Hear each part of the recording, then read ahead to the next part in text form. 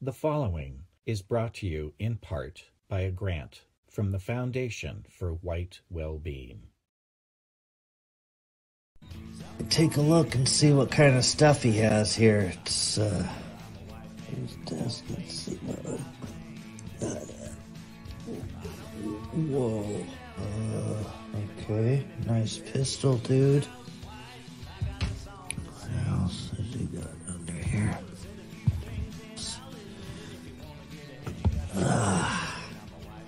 Oh yeah, a good one.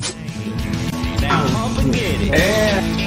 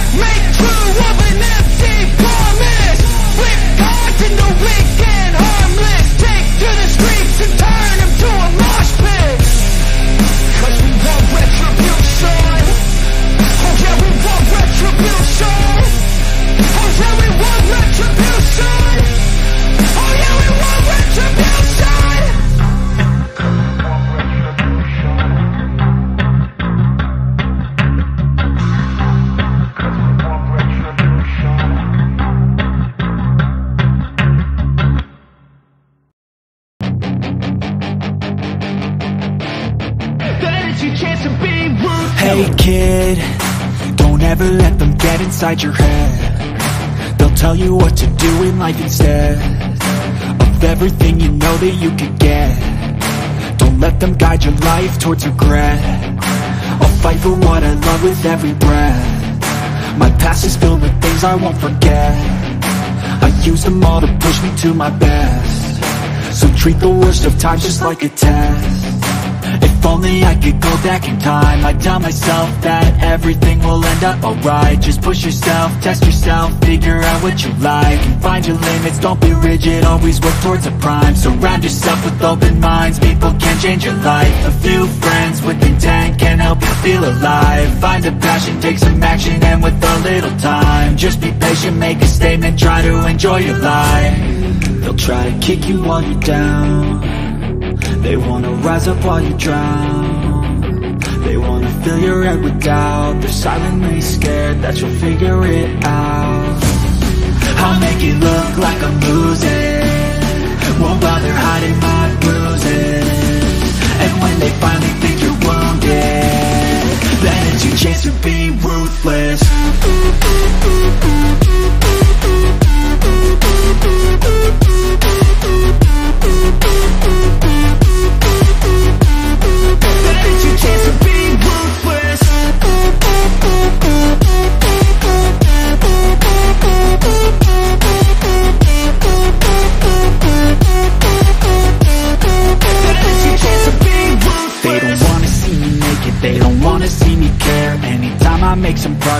see that they compare. I think everyone's against me, maybe something in the air. Am I paranoid? I swear a void is forming and they're scared. I walk a straight path, not many can say that. I'd like to play fast, cross me and there's payback. You better pray that I don't see your face at any place that I go. I know you hate that. I've been doing fine, I'm not wasting any more time.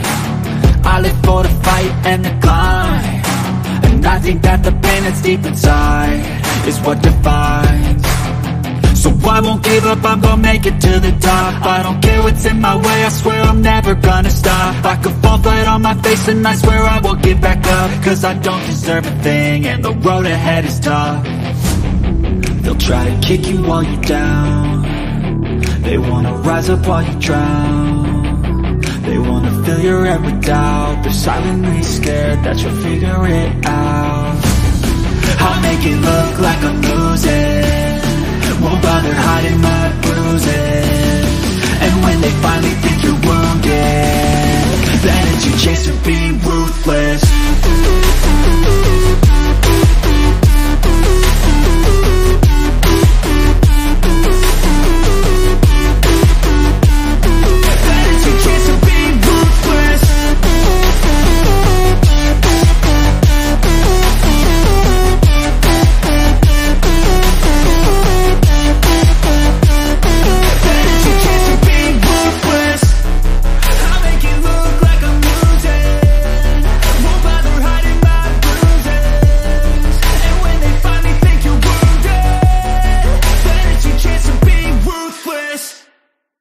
When there's nothing left but the fire in my chest and the air that fills my lungs, I'll hold my tears and trade my ears for a glimpse at kingdom come. On the other side of misery, there's a world we long to see. The strife we share will take us there to relief and sovereignty. Oh, by God, we'll have our home again. By God, we'll have our home. By blood or sweat, we'll get there yet. By God, we'll have our home. In our own towns, we're foreigners now. Our names are spat and cursed. The headline smack of another attack, not the last and not the worst. Oh, my fathers, they look down on me. I wonder what they feel to see their noble sons driven down beneath a coward's heel. Oh, my God, we'll have our home again. By God, we'll have our home. By blood or sweat, we'll get there yet. By God, we'll have our home. The road is dark, the way is lost. My eyes, they strain to see. I struggle forth to find a friend to light the way for me. Oh, brothers, can you hear my voice, or am I all alone? If there's no fire to guide my way, then I will start my own. Oh, my God, we'll have our home again. By God, we'll have our home. By blood or sweat, we'll get there yet. By God, we'll have our home. Oh, by God, we'll have our home again. By God, we'll have our home. By blood or sweat, we'll get there yet. By God, we'll have our home. A heavy news day today, ladies and gentlemen. We got some featured stories. Stabbings of whites to death in Australia. Stabbings of whites to death in America. The escalating conflict in the Middle East. And the conservative community turning toward e-whores for advice. Go for your lesson of the day. We're going to take a look at some of the videos of recent use of our lexical and dialectical power. It's going to be very exciting. Your comments, calls, questions, and Twitter space. And then there's this. I saw a magazine called Gay Men the other day. In it, the author claimed that 1 in 4 guys is attracted to men, which is weird because I have 3 best friends, all guys. Makes me wonder, which of us would be attracted to other guys? Oh, I hope it's Bobby.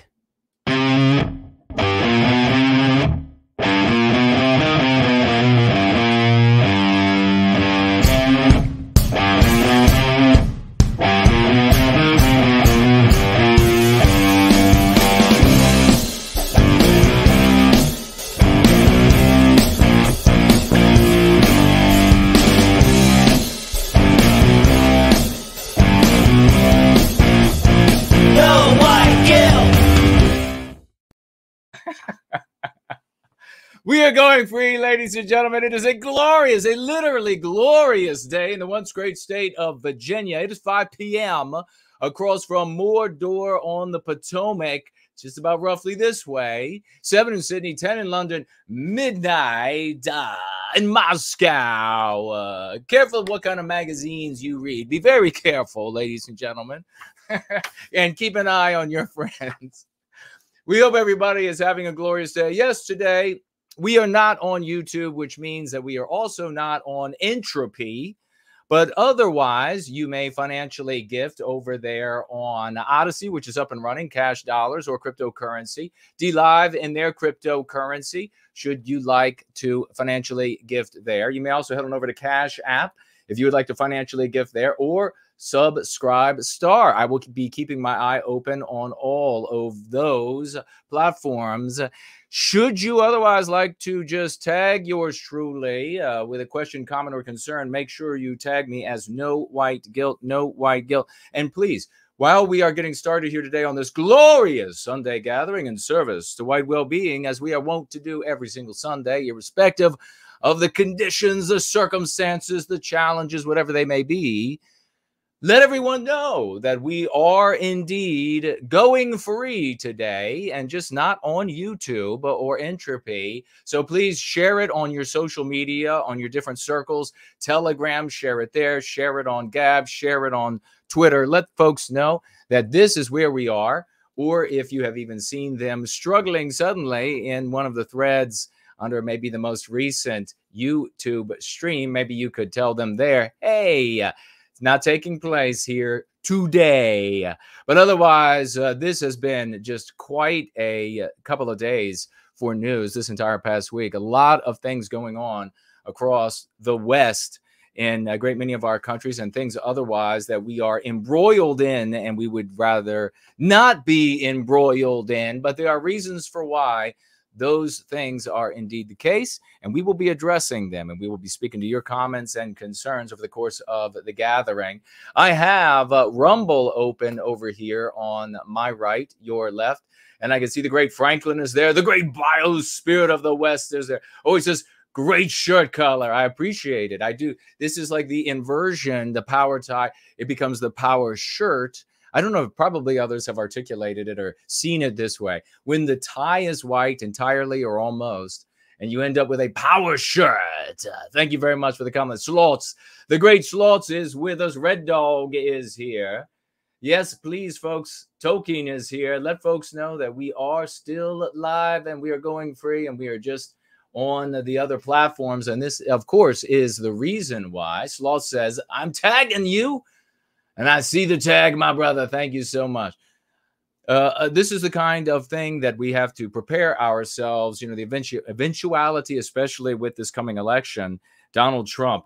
We saw the censorship, the last election cycle, and who knows what the anti-whites will be up to this election cycle in their deep desperation. So it's important, don't rely on YouTube, and then maybe if there's a way that I can get Entropy to run without YouTube. I think I've done it in the past, but somebody's going to have to fill me in on how to do it again. I will have Entropy up and running, and we can access some other platforms as well. But the anti-whites are going to be losing their minds. These midget-witted Muppets are going to be losing their minds, and who knows what they'll be up to, trying to stop old Trumpetus from becoming a president. Why don't we go ahead and get into, and I also have, let's see, who's over there? Let's put Odyssey up over here so I can see the live chat there, just in case. We have Winged Productions I see over there. Hello to you and anybody who is going to be over in the Odyssey live chat. And of course, I have the, hey, if you, I saw Seamus over here on the, let's see, StreamYard. Seamus, or Franklin, I just saw Franklin. Where are you writing these comments? Are you writing them directly onto Twitter and then they're being sent over? Where are the comments there? Seamus says, what is your channel on Rumble? And I guess it's just No White Guilt, but you should be able to head on over to nowhiteguilt.org, click on the links or the bottom left-hand side. I think Rumble is one of the ones we have set up to be able to click and automatically come over. Okay, so it is indeed writing directly into Twitter. Very good. And then it's migrated over here for my ease. So you can, if you would like, I mean, you probably were already watching on your cell phone, many of you. You can just go ahead and participate right there. But if you want to be participate at least with me, but if you want to be in something you're a little bit more comfortable or familiar with, you can do that on Rumble or on Odyssey, whatever works better for you. And just let me know. But I'm going to be keeping my eye out on all of these platforms for your comments, questions, and concerns. How did you like that? The great ForNull right here in my office, right here in the office studio. And he's just going through my goodies that I keep under the desk. And it was a good thing I popped in right then, because he was about to come upon the cage where I keep the girls and under the desk. So it was a close call, but we got there just in time. We got serious news, though. I mean, as ridiculous as it is, some of it, especially with this e-whore and all of the attention that she's getting. And really, we'll be going into that a little bit later. As I said, we're going to talk about how so many of our conservative brothers and sisters and a lot of those of the Christian faith who have decided to embrace this whore, and because she said now she's found God, and so obviously I object to not necessarily. I mean, I understand the whores wanting to get the attention and wanting to get the money. I mean, for God's sake, she's made $9 million. I get it. I understand it. Drive a nice car that doesn't break down. You don't have to work on, like she would have any idea how to work on anything, right? Except for polishing. She's good at that, apparently. But aside from that, what is she good at? But there are going to be slews of Christians, slews of conservatives showing up to pay homage to this whore as they now sit her up in the throne of in the church. So we'll talk about that. But there are very serious things, going on in the world, and everyone is wrong except for us. And that's why we have success, though. And so it's kind of a good feeling. It's kind of a good feeling to be here and be winning and not it being fake. I'm going to share something. I'm going to share a very powerful observation, I think, a little bit later in our gathering today. So you're going to want to be here for that. It's really going to empower you in your understanding of the world. And it's going to it's going to open the locks of the complicated world so that you too can understand the world as clearly as the Go Free lens enables all of those who are in the practice to see the world with perfect clarity. It's a beautiful thing. And let's get this up to date, though. Why is that lagging? There you go. Now it's better. Let's turn over here, and we're going to see. Perhaps you all saw this story. Truly dreadful. And we have colossal victories. We have a slew, an enormous tranche of victories that are, and you'll notice, when was it? It was during the beginning of the conflict in Ukraine. And all of a sudden, this word Trump became very popular. So I stopped saying it because I hate when these words, they become popular. And all of these midwits, the uber midwits, they all just start saying the same. They start repeating it because this is the smart word of the moment. And I'm just like, nope, I'm going to nip that out of my vocabulary for a while. And I will put it back when it has gone away. And now it's gone away, at least as far as I can tell. Never use like the typical political speech. And here I'm not talking about psychological warfare. Here I'm talking about just this this mind-numbing, going along with the herd, bovine behavior. And I recommend you go against it. Go against the tide. Don't do it. Corporate speak, never use. Corporate speak. But this is very serious. And here we have an anti-white. And I noticed there were people who were, and once again, you see how right we are, people who are debating, is this guy non-white or is he white? I don't care. We don't care. He is an anti-white POS. What makes him anti-white? Oh, various things. Stabbing white people to death. That's one of them. Talk about it in the heartbreaking story here. Do I even have I might have the actual video here. Oh, just absolutely these people being interviewed. We'll see about watching that or not. I don't know. It's really heartbreaking. He's anti-white because he's stabbing white people. And I want you to listen to me. Listen to this. As you all know, I have been in the white sympathetic sphere for decades. I have gone into and talk about a great example and expression of the sickness of our people. You go into circles where people ostensibly, nominally care about our people and our well-being. I go in there and I talk about something happening to us, and I would call it anti-white. And then those people will say, I'm not sure how this relates to race. White people are being harmed. But you could go in these same circles and you could say nothing about white people at all. You could just go in there and say nothing but nasty things about Jews or blacks or whatever. And they're all like, yes, that's all white stuff. No, it ain't white stuff, dipshits. You absolute vegetable brain dead tortoises. That's not white stuff.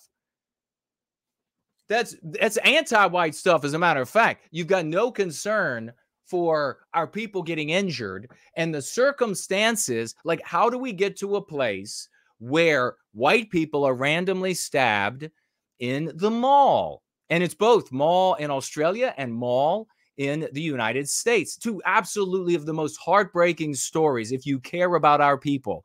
And regrettably, as you know, so many people in the white sympathetic sphere don't care about our people. So when we see these stories, our hearts break. My heart breaks.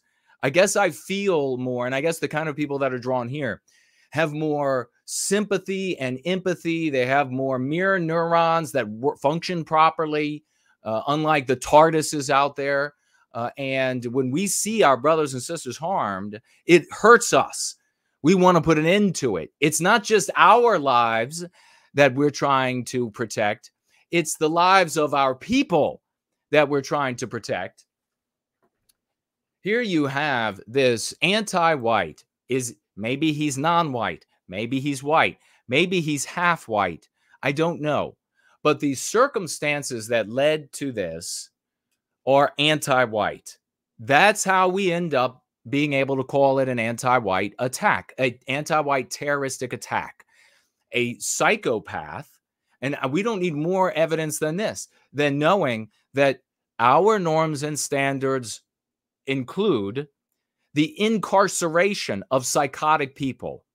They include social pressure on the family members of psychotic people to control those people, to turn them over to law enforcement and healthcare when they fear that something, like we just saw, these parents that were found guilty by a judge, and they're going to prison because They saw that their psychotic son was getting closer and closer to committing some sort of atrocity, and they did nothing. Well, in a Western world where our standards and norms and mores hold sway, those parents, that family would have a massive social pressure to get that child help, to incarcerate that child, and those institutions would be in place. They wouldn't have been dismantled because they were something white people did. White people did it, and so therefore it's got to go. That's why the institutions aren't there. That's why the systems aren't in place, is because they were white. White people created them, and therefore they had to be white erased. The social pressure that says being crazy is objectionable, it's white erased. Why? Because white people made it up. White people created it. And I'm going to go ahead and reveal. I'm just going to say right now, and this is something we have to, our meme mavens, our meme mistresses, our meme masters need to go to work on this.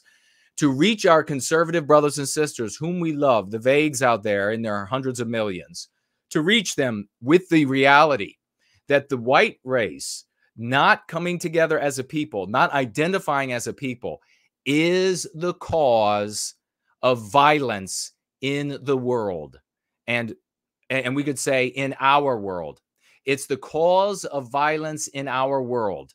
And so it's not just in Western countries, but in other places where we interact, like the Middle East, like Central and South America.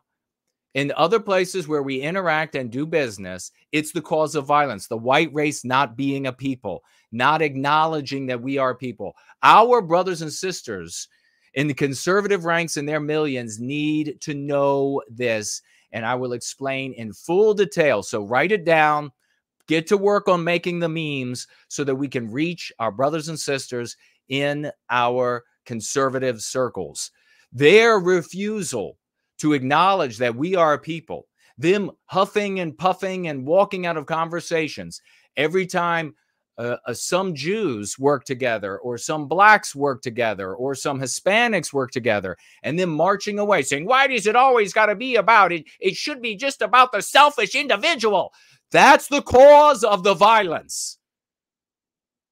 It was that selfish individualism of the white race and the absolutely effete, just ballless demand that all races behave this way when they simply won't. Some individuals of other races will, but sizable numbers of them, of percentages, at least based on my observation, will arrive at individual well-being by way of their group well-being, which I find to be moral, which I find to be honorable. I don't find it to be moral or honorable to say, oh, it's just me. It's just selfish me, which is what so many white people do. In fact, I despise that. I despise it. And it is the cause of the violence. It's not these other groups of people. It is not these other groups of people. And I will debate anyone. I will trump you. I will stomp your lame, low IQ ass, at least relative to me, into the earth. It is because we refuse to acknowledge that we are a people and to be and behave like a people. That's why this happened. That's why this beautiful mother with a beautiful husband and a beautiful baby, the mother and her baby stabbed, and then she, as she's dying, her last act is to throw her baby into some other man's arms so that he could save the baby. I'm willing, I'm getting to the point where I'm going to have to just say cage match with everybody who disagrees with me. Because we prove that we are right here day in and day out. First, we do it with reason and logic. Then we prove it with a scientific method. And then it's empirical. It's demonstrable. We have the successes everywhere. Everybody else wants to come in. Like the people last week who came in where their objective during the call last week. Their objective is to destroy Christianity, not to end our victimization. Good luck with that. Ending our victimization by way of this practice is the work we do to recapture our destiny and to end the violence in our countries and where we interact with others. And therefore, that nexus is where it's meaningful for us. Heroic mom, Ash Good, killed while protecting baby during stabbing spree? What the f are you, this anti-white bitch, Joshua? What the, is it stabbing spree?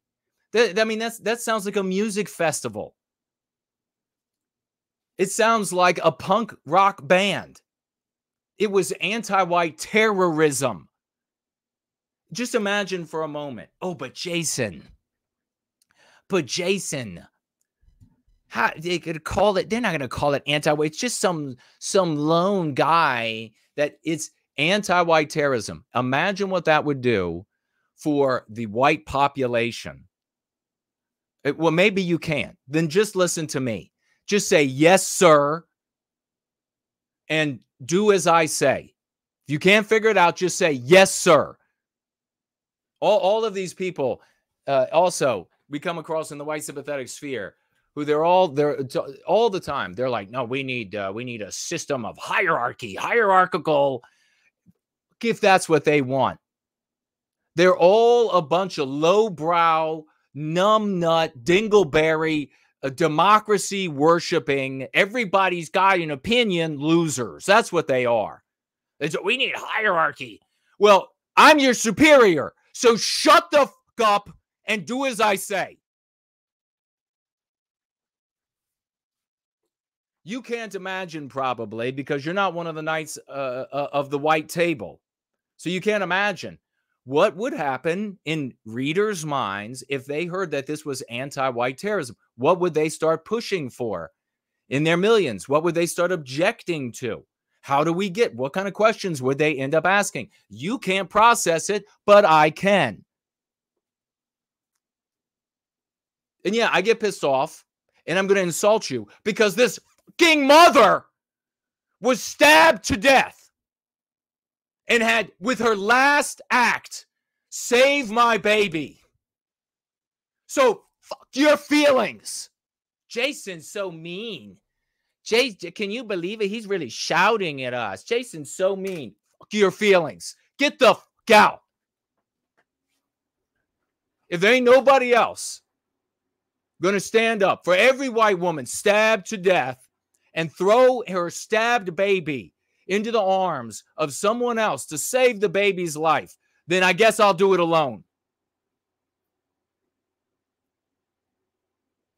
A courageous mother desperately tried to protect her 9-month-old baby as she fought off a knife-wielding madman before thrusting her wounded child into the arms of a stranger during Saturday's attack at a shopping mall in Sydney. Look at this. Look at this poor woman and the beautiful baby. Man, if this is why I say, and this is why we all here say, it's love that drives you to extremes. It's love that drives you to fight.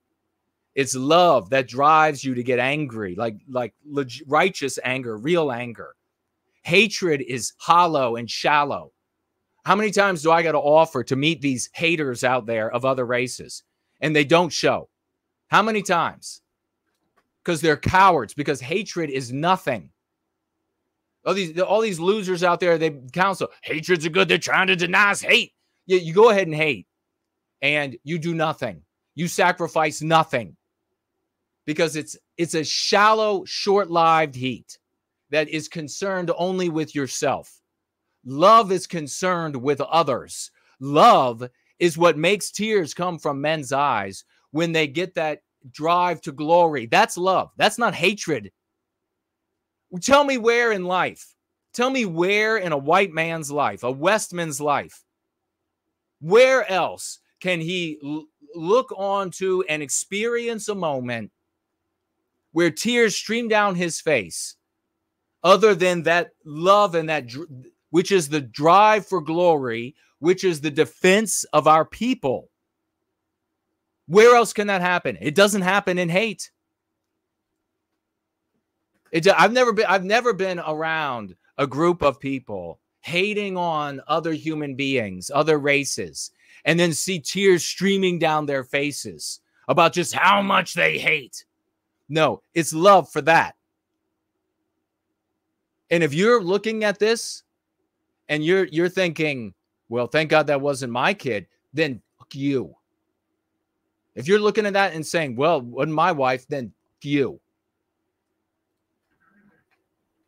This is the stuff that makes me the angriest of all. This is the kind of, and it should be what makes you the angriest of all. Not like these people right now. We'll talk about it in a bit. Trust me. These people right now who are, what makes them the angriest is when Jews get something, when Jews do something, or when blacks do. That's when they feel the most. And that's why they do nothing. These folks, this little baby and the little baby's mother stabbed to death, that is what should get you the angriest. These people, they just are like, move on. Especially if they find out that the guy's white. Then it's going to be well, let's move on from that one. No, actually, let's not move on from it. The hell is wrong with you? And look, here's the father. Look at the beautiful family here with a beautiful baby.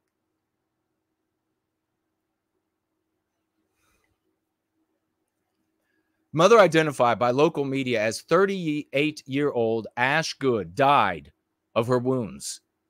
The sixth victim killed in the attack, authorities said.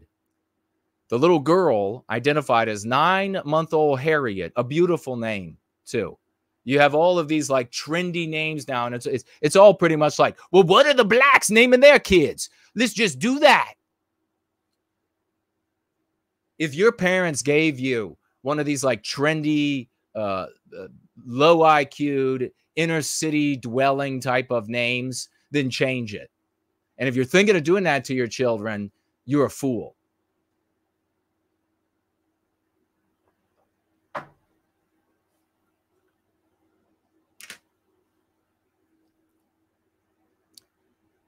She was rushed to a nearby hospital where she had emergency surgery for her injuries. 6 victims, including 5 women, died during the stabbing spree, which sent shoppers fleeing for their lives at about 3:20 p.m. Saturday at Sydney's Junction Shopping Center. Quote, the mom got stabbed, and the mom came over with the baby and threw it at me. That's just as an aside. Don't, and I got to correct myself because so many of you out there do this. Don't refer to babies as it. Say, if you don't know the sex, say it's a baby. None of you say it for animals except for me. I stand out. I'm like, if I don't know, it's an it. An animal is an it.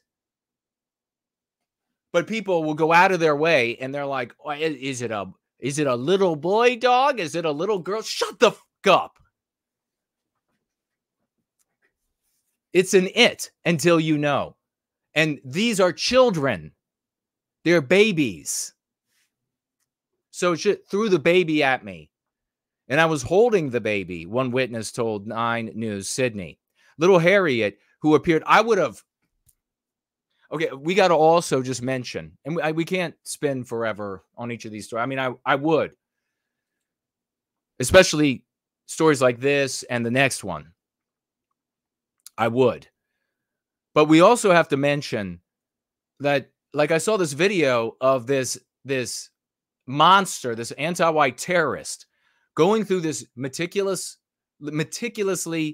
kept mall and punctiliously kept mall, beautiful mall, And he's going through, and I saw one guy, he's like, whoa, what are you doing? Whoa. What do you mean, whoa?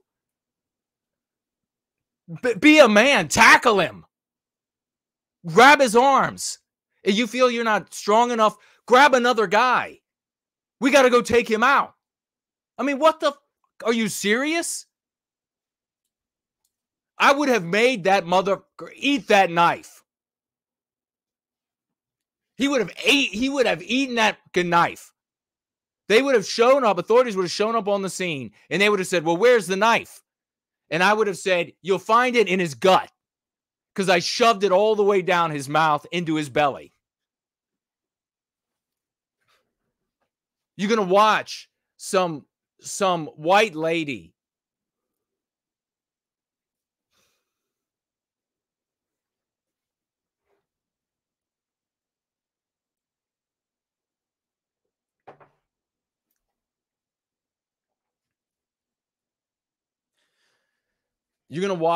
some white lady and her baby get stabbed.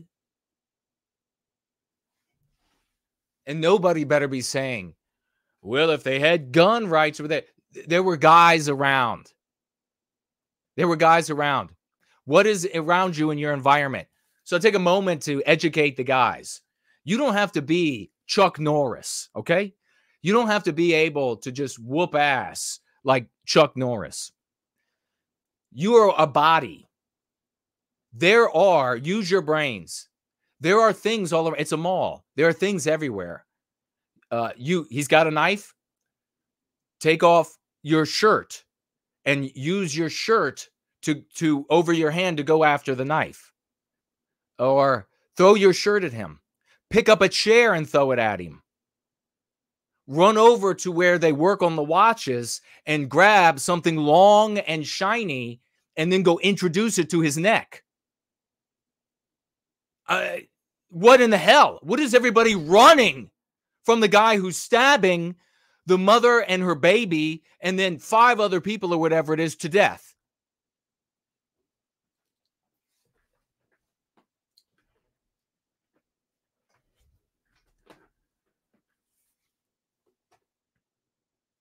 So this story, if this guy ends up being white, is going to be ignored. Maybe mentioned, but then ignored by the so-called white sympathetic sphere. When a mother and her baby, and then 5 others or whatever the total number is, killed, they're going to ignore it if he ends up being white. And a big part of the 2 big parts there are, number one, because they're focused on blaming on racial animus, on being white negative, on hating on other races. And if they can't, the attacker, they can't hate on him, well, they got nothing to say. And then 2, the fact that they don't understand, they refuse to listen to me and to the genius that I bring to bear. So they don't understand how we got to this as a consequence of anti-whiteism. If I had been in that mall, she and that baby would be fine today.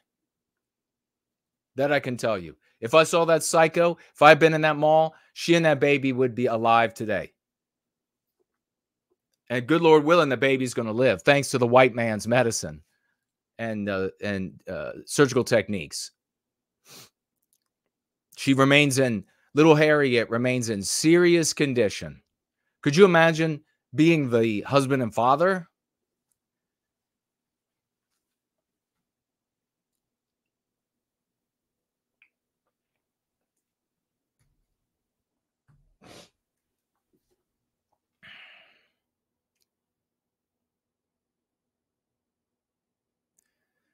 The men then tried to help both victims, frantically trying to staunch the bleeding. There's a lot of blood on the floor, one unmanned witness said. Sky News anchor, who knew Good personally, described her as a beautiful young mother whose life was unnecessarily cut short by anti-whiteism. She has a beautiful circle of friends. She's a beautiful woman. She was an incredible athlete. She looks athletic. Look at her nice, strong legs on that woman. Long, strong legs. She had the whole world at her feet. Could have gotten married in recent years. Unfortunately, it was in recent years rather than earlier in life. And that, of course, is a consequence of anti-whiteism as well. So instead of, and here you have this woman, beautiful, great athlete, good genes. She should have been having children much earlier in life. She would have had a bunch. But instead, she waits until her late 30s and gets married and is going to have one child.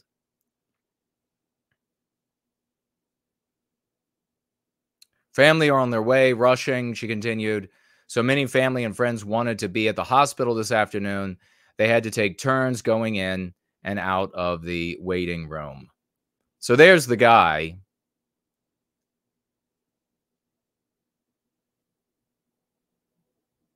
Witness said a 40-year-old man in a rugby jersey, anti-white terrorist, started randomly stabbing shoppers before he was confronted by a lone female police officer who killed him with a single shot to the chest. Could you imagine being a white guy and having to wait until a female police officer comes and stops things? Holy shit. Go get yourself a sword and fall on it, because you don't deserve any more days. The days the gods granted you are recalled.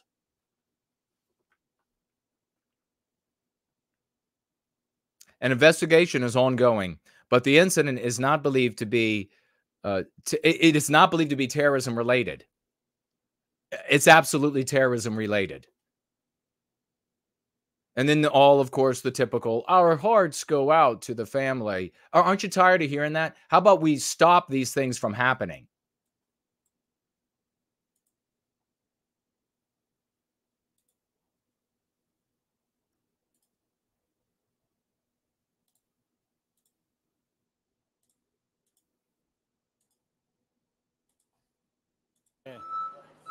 The mum got stabbed, and the mum come over with a baby and threw it at me, and just holding the baby. Yeah, it looked pretty bad, but yeah. And how were you able to help out? It just helped us holding the baby and trying to compress the baby, and same with the mother, trying to compress the blood from stopping and calling ambulance and police. That would have been pretty horrific to see. What were those injuries actually like? Oh, very bad. There's a lot of blood on the floor, and yeah, So, and I also want to point out that, again, when we're talking, and we got a huge victory with the concept right of self-defense coming up a little later, we'll be talking about it. But we are deprived of our right to self-defense. And that's obviously in this day and age where the primary tool for aggression and defense is a firearm. So people should have been able to be armed there. And that doesn't give any slack to the guys who were, well, to the boys who were cowards there and who didn't do anything, didn't stand up against this animal, this monster, this anti-white monster in the mall. And I don't know where these guys, you know, did they come up late or whatever, but God bless them for trying to render whatever aid they could. But here's the reality. You don't need a gun to do mass horror and damage. 6 dead and a baby in critical condition with a knife. So you don't need a firearm at all to do mass carnage and death. And of course, we see this. We see this for generations now. And we can look into other countries where firearms are also banned, and mass stabbings on subways and where dozens are killed and or wounded from stabbings. Because, folks, Hollywood, not only is Hollywood not history, it's anti-white, but Hollywood is also not reality. It's not physics. So in your favorite movies and TV shows, people can get stabbed and they're like, oh, my side. Like there was just nothing there. In reality, arteries, veins, organs, when they're hit, you die. And that's what happened here. I don't know if they're going to say it here, but at one point on one other little piece of video that I saw, they said, well, maybe it was another victim, maybe it was this woman, I don't know. But they said, you know, we were compressing the wound, which of course you're supposed to do to try to slow the bleeding. But then blood started coming out of the stab victim's mouth. Yeah, because when you shove a knife, a spear through somebody's guts, things are torn to pieces. It's not the movies. People aren't just right after that, even when they live, because nerves get severed and everything else. I hope the baby's all right. Yeah. You've just been called a hero. I can imagine it's a pretty traumatic afternoon for you. It was, yeah. It was. Where were you? A real hero would have taken the knife away from this anti-white terrorist and cut his fucking head off with it. That's what a real hero would have done. Where is he? Well, he's there and he's there. Which bit do you want? This afternoon, how did it actually unfold in your eyes? No, we were just shopping.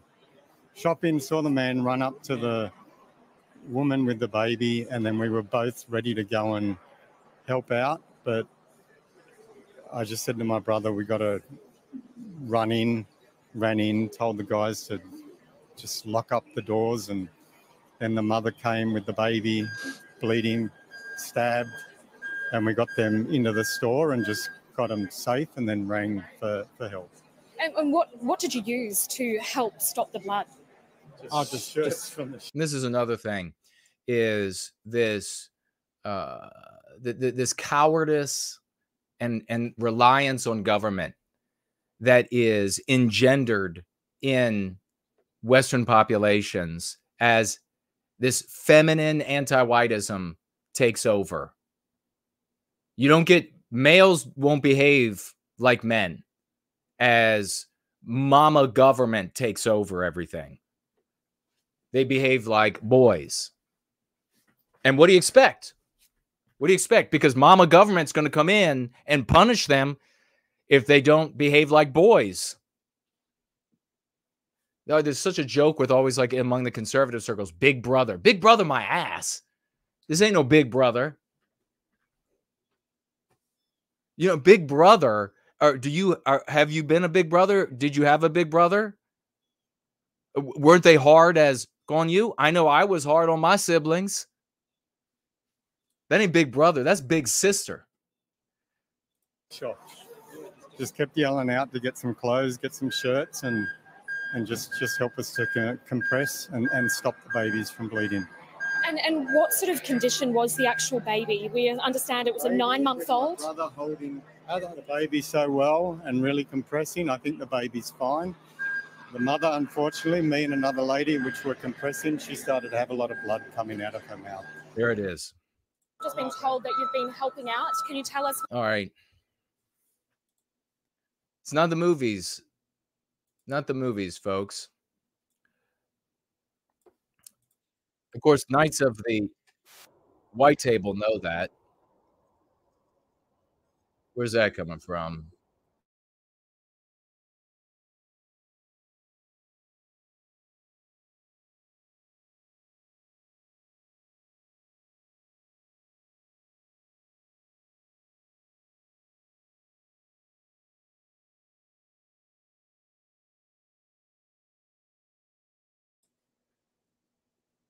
Not the movies.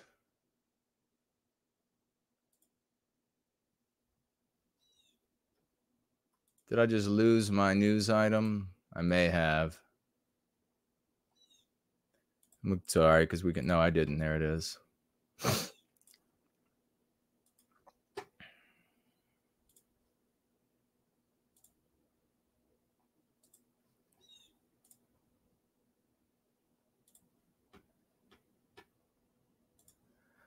Girlfriend of 14-year-old killed, protecting her from two masked teens. So in other words, anti-whites.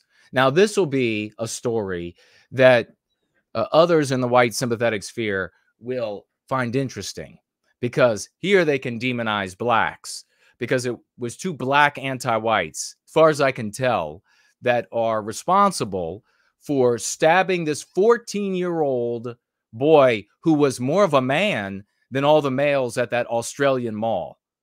I'll just point out. This 14-year-old boy. So apparently, this white female, here she says, 14-year-old killed, protecting her from 2 anti-white, non-white teens, breaks down at the vigil. Quote, "We had so many plans." Could you imagine this? You know, very young, and it's a very sweet thing if it's innocent. You know, the dating of very young people, the courtship. It's a very sweet thing. You know, if it's not pornographic. Could you imagine this very sweet scenario?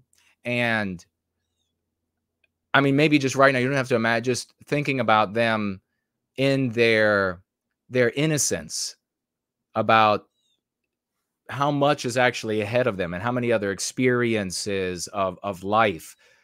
But here they are at 14 and they're making plans for their future together. That's so beautiful. It's so white. So the girlfriend here with the blurred out face, she was at the mall, apparently, and she had been harassed by these anti-white terrorists at school. And the excuse that they gave was because she had used the word freak to describe them because they went into an outhouse together, which is kind of a weird thing to do, don't you think? Especially in front of other kids and their peers. Like, they're going into a Don's John's or whatever it is together in front of everybody. And then she says, oh, they're freaks, or that was a freak thing to do, or whatever, which in America is a colloquialism. It's another word for weird. It doesn't connote what it otherwise denotes. It's just another word for weird. That's a weird thing to do. That's a freakish thing. And maybe in other Western countries, it's the same. You could tell me if that's the case. But so that's what she said. So they decided then that they were going to terrorize her, which, you know, is what happens to all white children in the West today. They get terrorized, right? So they decided they were going to terrorize her, and they were at the mall terrorizing her. And she called her boyfriend to come and help her while she was at the mall. I don't know the rest of the story. Was she there with friends and what was going on? The boyfriend showed up and he said, hey, back off, leave her alone. So the anti-white terrorists, concluding after their stint in life of 14 years or 15 years or whatever it is, by way of the anti-white narrative, that white people's lives have no value. White people have been dehumanized. They're nothing. And they're not a people. So they won't respond as a group when you go after and you fucking stab one of them to death. Are you starting to catch the hints about the problem in the world and why the violence is our fault? So they decide that they're going to go steal a couple of knives. Maybe it's from Target because they're showing Target in the image here. And then stab this 14-year-old to death. The devastated girlfriend of the Wyoming teenager who was stabbed to death while protecting her from bloodthirsty attackers, anti-white, terroristic, bloodthirsty attackers, broke down in tears at a memorial service. Now, do you notice something? Do you notice what I did here? Do you notice how our lens, how the Go Free practice works? We have the exact same problem in Australia as the United States. One remedy to cure it all. You want to go about this as these are irrespective, whatever your particular standpoint might be. You end up with multiple problems that you have to try to work out, work through, curtail, and prevent within the matrix of the anti-white narrative. And in that milieu, you can't do shit. If you haven't learned from all of the failures of generations, then you're too dumb to be giving your opinion. but you should choose the right person to follow, to heed, and not the kind of people that get chosen in mounting, heaving huge numbers, like the Ehor that we're going to be talking about in just a little bit. Now you'll know, oh, I see what he did there with the words he just used. Bobby Marr, 14, was fatally knifed after he confronted the two masked 15-year-old boys for allegedly harassing. Yeah, I'm sure it was, I'm sure they weren't actually harassing her. I'm sure he just, this little tiny skinny boy that behaved like a man, I'm sure he just wanted to have it out with two 15-year-olds. And if they're black, then they mature at least. And you know what? Check it out with CNN. Maybe all the science and scientists are wrong, and blacks don't mature faster than white children. But check it out for yourself. Maybe I'm wrong. So the difference between 14 and 15, if it's all white people, is significant, because in those years there's a lot of growth, but it's not enormous. The difference between a 14 and 15-year-old, if the 14-year-old's white and the 15-year-olds are black, it's a gigantic difference.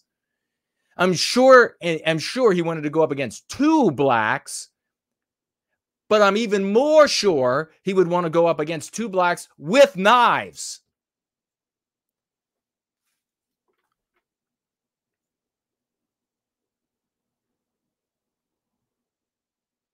At a vigil on Friday, the grieving girlfriend described Marr through sobs as, quote, the bravest boy and the best boyfriend.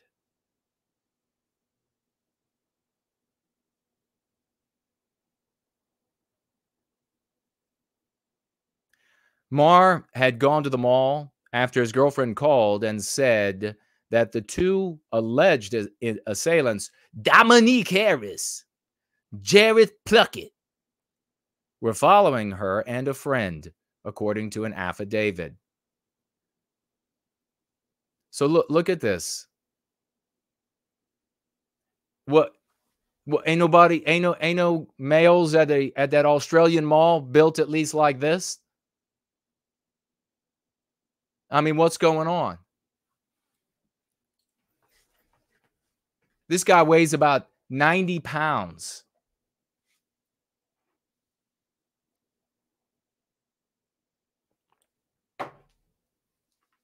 Weighed, I should say.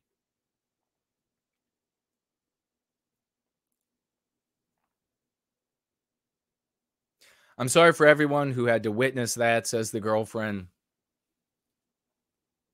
So Marr was attacked and killed by the two when he asked them to leave. So he showed up and asked them to leave his girlfriend and her friend alone. And then they did the appropriate anti-white thing, which is to attack the white devil, the demon, and to end its life.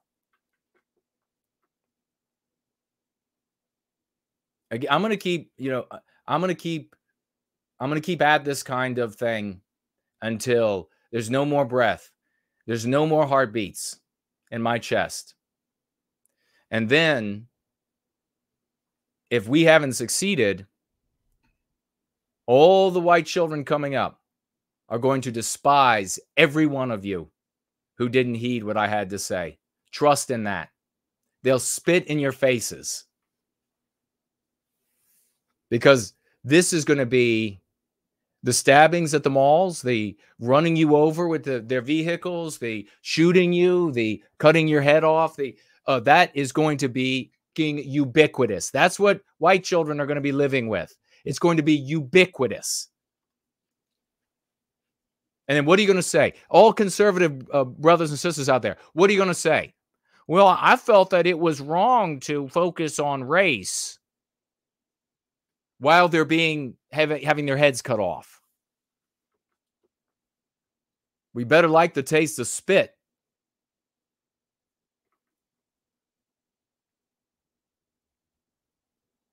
Sorry that everyone had to witness that, his girlfriend said at the vigil. I want to give a shout out to his family.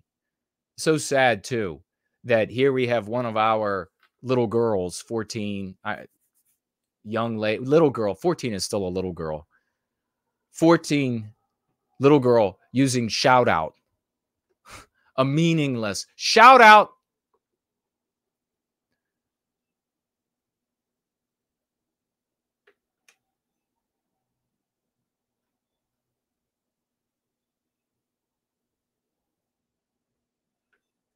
Harris told detectives Pluckett also asked Marr's friend if he wanted to fight them to pay the teen's blood debt. Blood debt. All right. So are you ready to stop talking big, stop talking violent, like you're going to, one of these days, are you ready to actually do something? Because that's what we do here. You ready to actually reclaim our destiny? So we got the stabbings, the anti-white terrorism in your hometown. It couldn't be more picturesque. These little places, whether it's our once great country of Australia or our once great country of the United States. And now, because of this failure of the white race to be a people and to behave as a people, we have missiles and ballistic and cruise missiles, both, that were used by Iran, and drones. And by the way, these drones are the most pathetic. There are model makers in the United States. I mean, what a difference between the peoples. There are the amateur enthusiasts who build remote control like F-15s, F-14s, SR-71s, etc. And then you look at the drones that the Iranians are putting out. Are you kidding? I mean, they strike me as, do they still sell these? Maybe you guys can tell me. These little balsa wooden planes with the rubber band and you wind up the propeller for the little boys. Remember how awesome those things were? That's what these Iranians are producing. What a joke.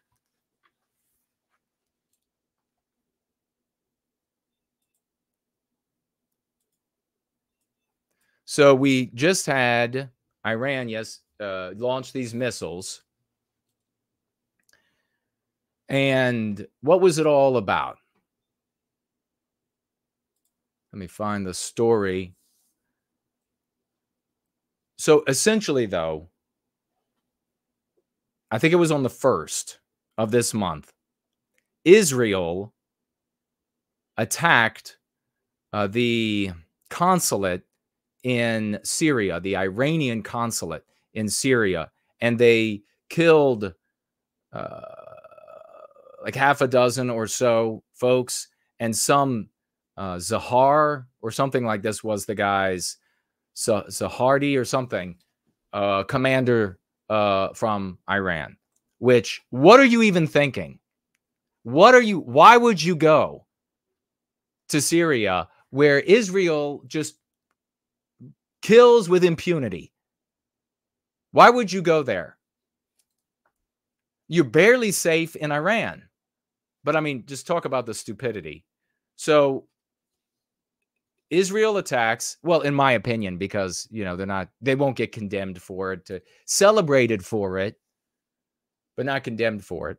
The consulate, which is obviously an act of war on both countries, and kills this Zahardi, Commander Zahardi or something, somebody who's important.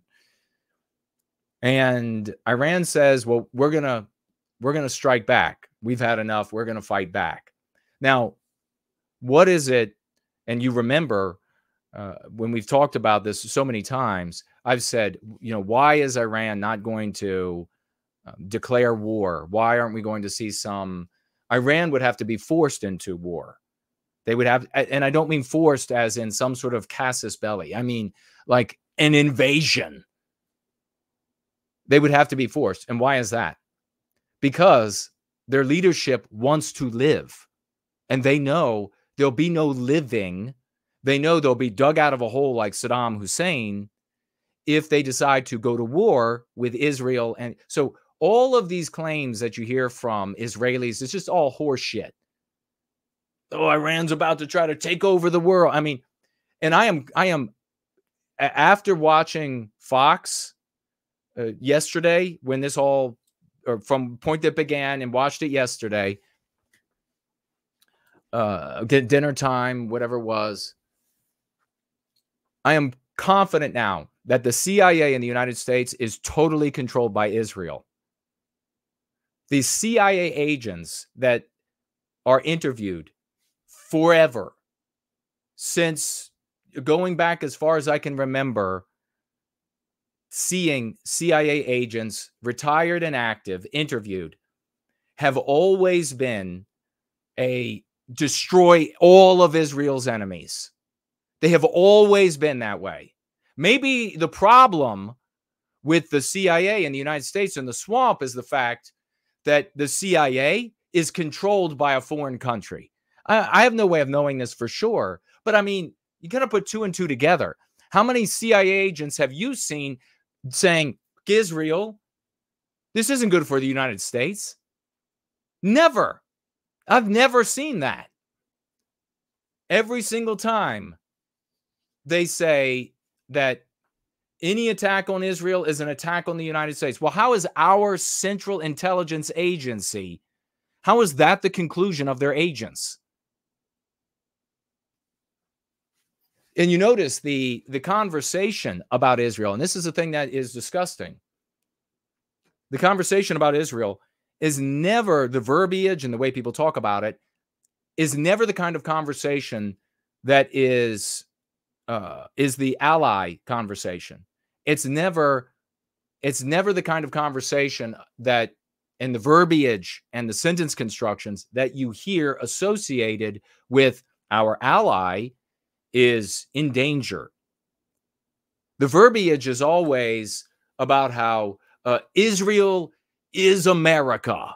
Any attack on Israel is an attack on the United States, and therefore the United States needs to go to war against. And you see it not just in the U.S. I mean, the UK was saying the same garbage right after the drones were launched. So anyhow, getting sidetracked. We'll get back to that.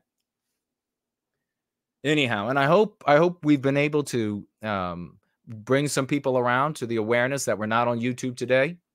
I hope you helped out with that.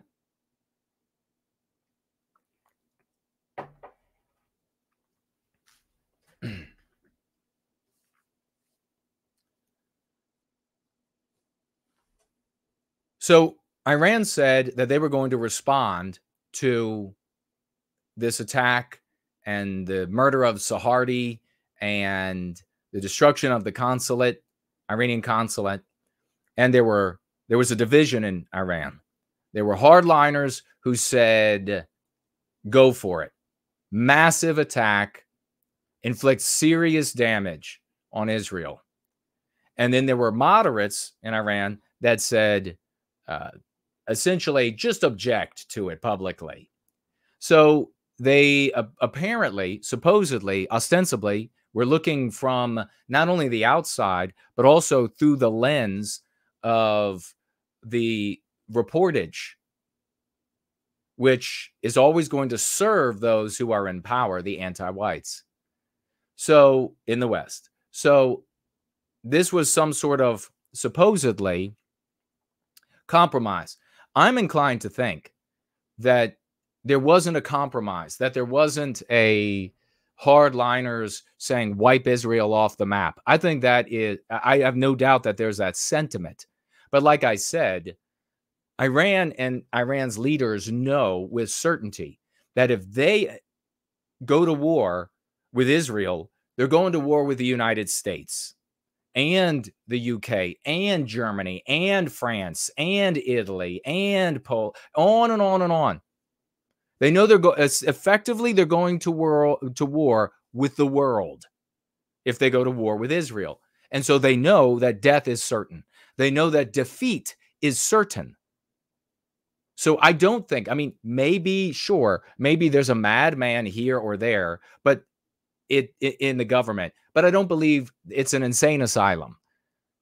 They're rational actors, and their behavior, working through proxies to kind of the equivalent, the military equivalent of spitting at a distance at your adversary. So they work through these proxies. What do they have? Like 12 of them. And they work through these proxies to kind of spit at, and yes, I'm not downplaying the death of civilians, which I object to the death of any terrorism and the death of any innocent people. So anything that any of these proxies do to harm innocent people, absolutely repulsive, terrorist, disgusting, and I reject it. But militarily speaking, that's just spitting. That's just a way of saying, I object, I complain. That's not warfare. Okay, that's not the message that we receive in the West. That Iran and the people there are just hungry daily to attack Israel and destroy Israel in America. That is total horseshit. They could hate Israel, they could hate the U.S. all they want, but rational actors know that their days would be over. So the evidence that they're rational is go all the way back.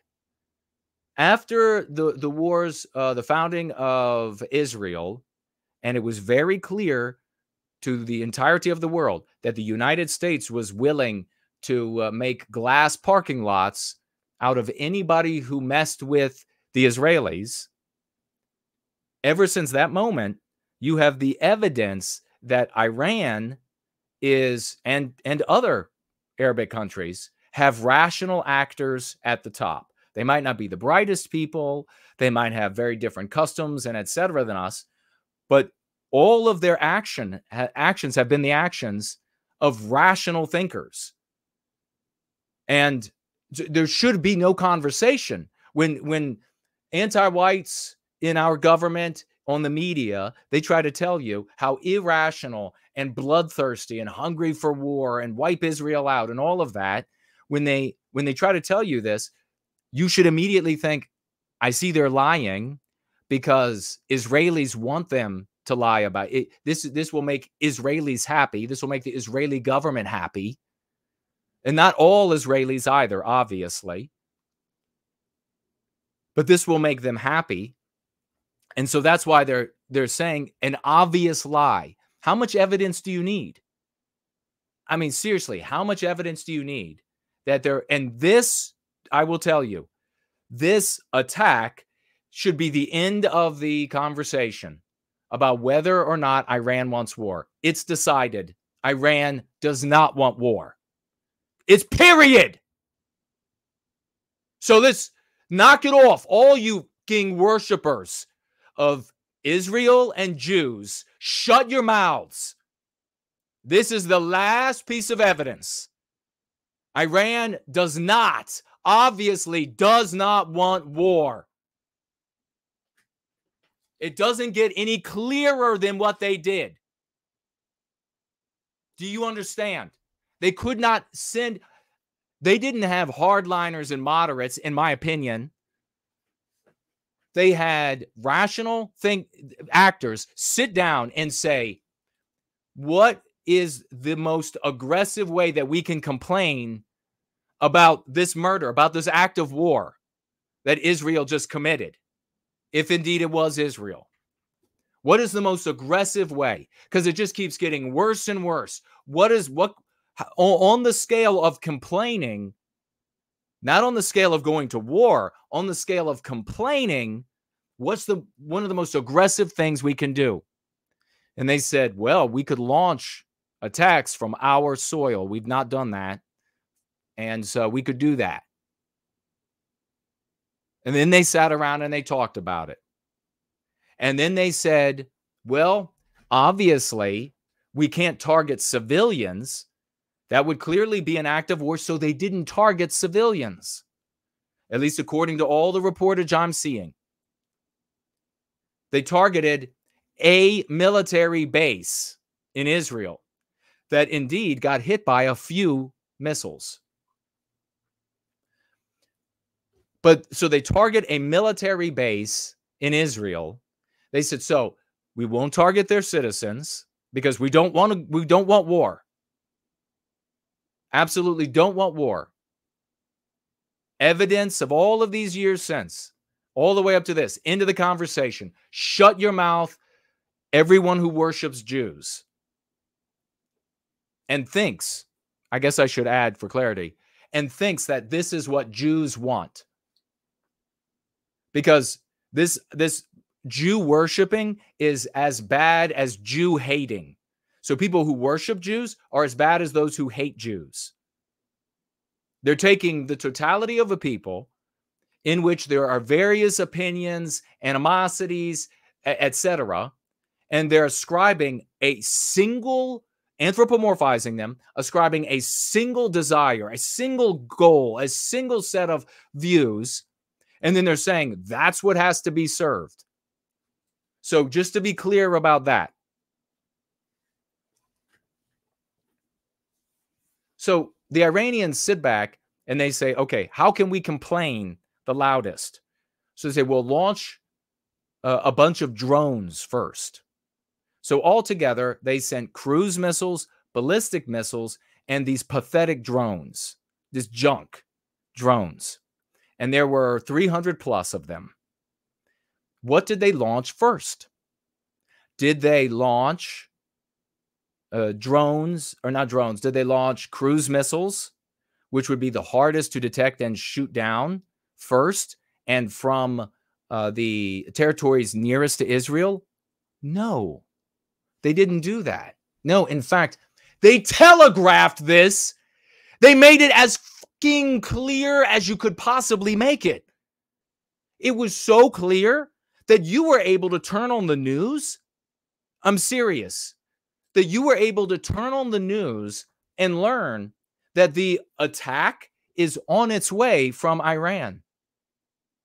Do you seriously think that's how warfare works? They launched these anemic junk drones first so that the U.S. and Israel and its partners and allies would all have an opportunity to prepare for the incoming. Hours it took for the drones to make their way to Israel. Hours the Iranians gave the Israelis and the U.S. and everybody else. So they did launch from other territories. Inside Iraq, they launched from Yemen. They also had some of their groups launch from Yemen and Syria. And then these attacks, these drones, these cruise missiles, these ballistic missiles were shot down by the United States. More than 70% at the latest reportage, we'll pull up an article, shot down by the United States itself. Oh, goody, more money for Israel and its safety. More money, more and more money and concern and military might and engendering the hatred of the world and more for Israel. And then Jordan, I think, shot down a couple. And then I think they were even saying, but it was unsure at the time I read it, that Egypt had participated in shooting some down. And then I guess Israel had to shoot just a couple of down as well, which of course they will immediately be reimbursed by the United States. Probably all the money, the weapons will be built back up. So anything they used will immediately be given them by the American taxpayer. And then there'll be some largesse on top of that as well. Why not? Right? So the Iranians decide we'll give them hours to prepare for this. And then when the drones get close, then we'll launch the ballistic missiles and the couple of cruise missiles that they used. And all of them, and remember now, this is all reportage. You're not going to get any reportage coming through that hasn't been sanitized by anti-whites. You're not going to get anything that's not sanitized by anti-whites. Wherever you look in the world. So relative to our well-being, that's why I'm saying anti-whites. So for example, if you look at the Israeli news, they're crafting their news for their audiences. And are you legitimately looking at news just for their audiences? Or are those news agencies very aware that there are going to be Western audiences also reading? So all of these content channels out there that we're the only adults in the room. They're all out there and they're like, let us talk about geopolitics. And then we'll go get all of our news from people who absolutely hate Western kind, who are absolutely crafting and sanitizing all of the news for their populations. Like, can you read Russian? So are you, for example, when you read the Russian news, are you reading the news that's actually meant for the Russian population? You know, at least you would be getting what is sanitized for the Russian population, for the empowerment and the maintenance of the power of those in charge of Russia. That's how it is everywhere. Open your eyes, kids. Open your eyes, kids. I know you don't normally have a man of the West in charge and talking to you, but that's the reality. Now, if they have, like if it's an Israeli news source and it also comes in English, guess what, dum-dum? Don't go get that news and then come back to me and say, I got the truth here. This is what's going on. For all we know, and the point I'm getting at, for all we know, there were 50 Iranian drones that were launched. For all we know. And that they flew half speed. And they had loud beacons on them announcing with radio frequency and everything else that they were on their way to a base in Israel. Please shoot us down. For all we know, is Iran going to tell you exactly how many they launched? Of course not. But for all we know, and as far as it matters for us and our lives and making our decisions in life, for all we know, it was 50, 25 anemic drones. For all we know. But of course, we're looking at what's being reported. And even at looking at what's being reported, Iran clearly made every effort to announce and to give time to prepare, which is not what you do for an act of war. All right. And so many of these people who will be talking about this, they love Blitzkrieg. You know, they want to talk about that all the time. But then all of a sudden they see this and it's a great act of war. And they're so happy they want to see Israel get destroyed because they're psychopathic.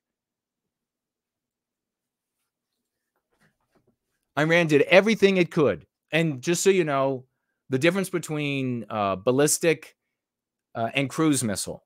Ballistic missiles are not sneak up weapons.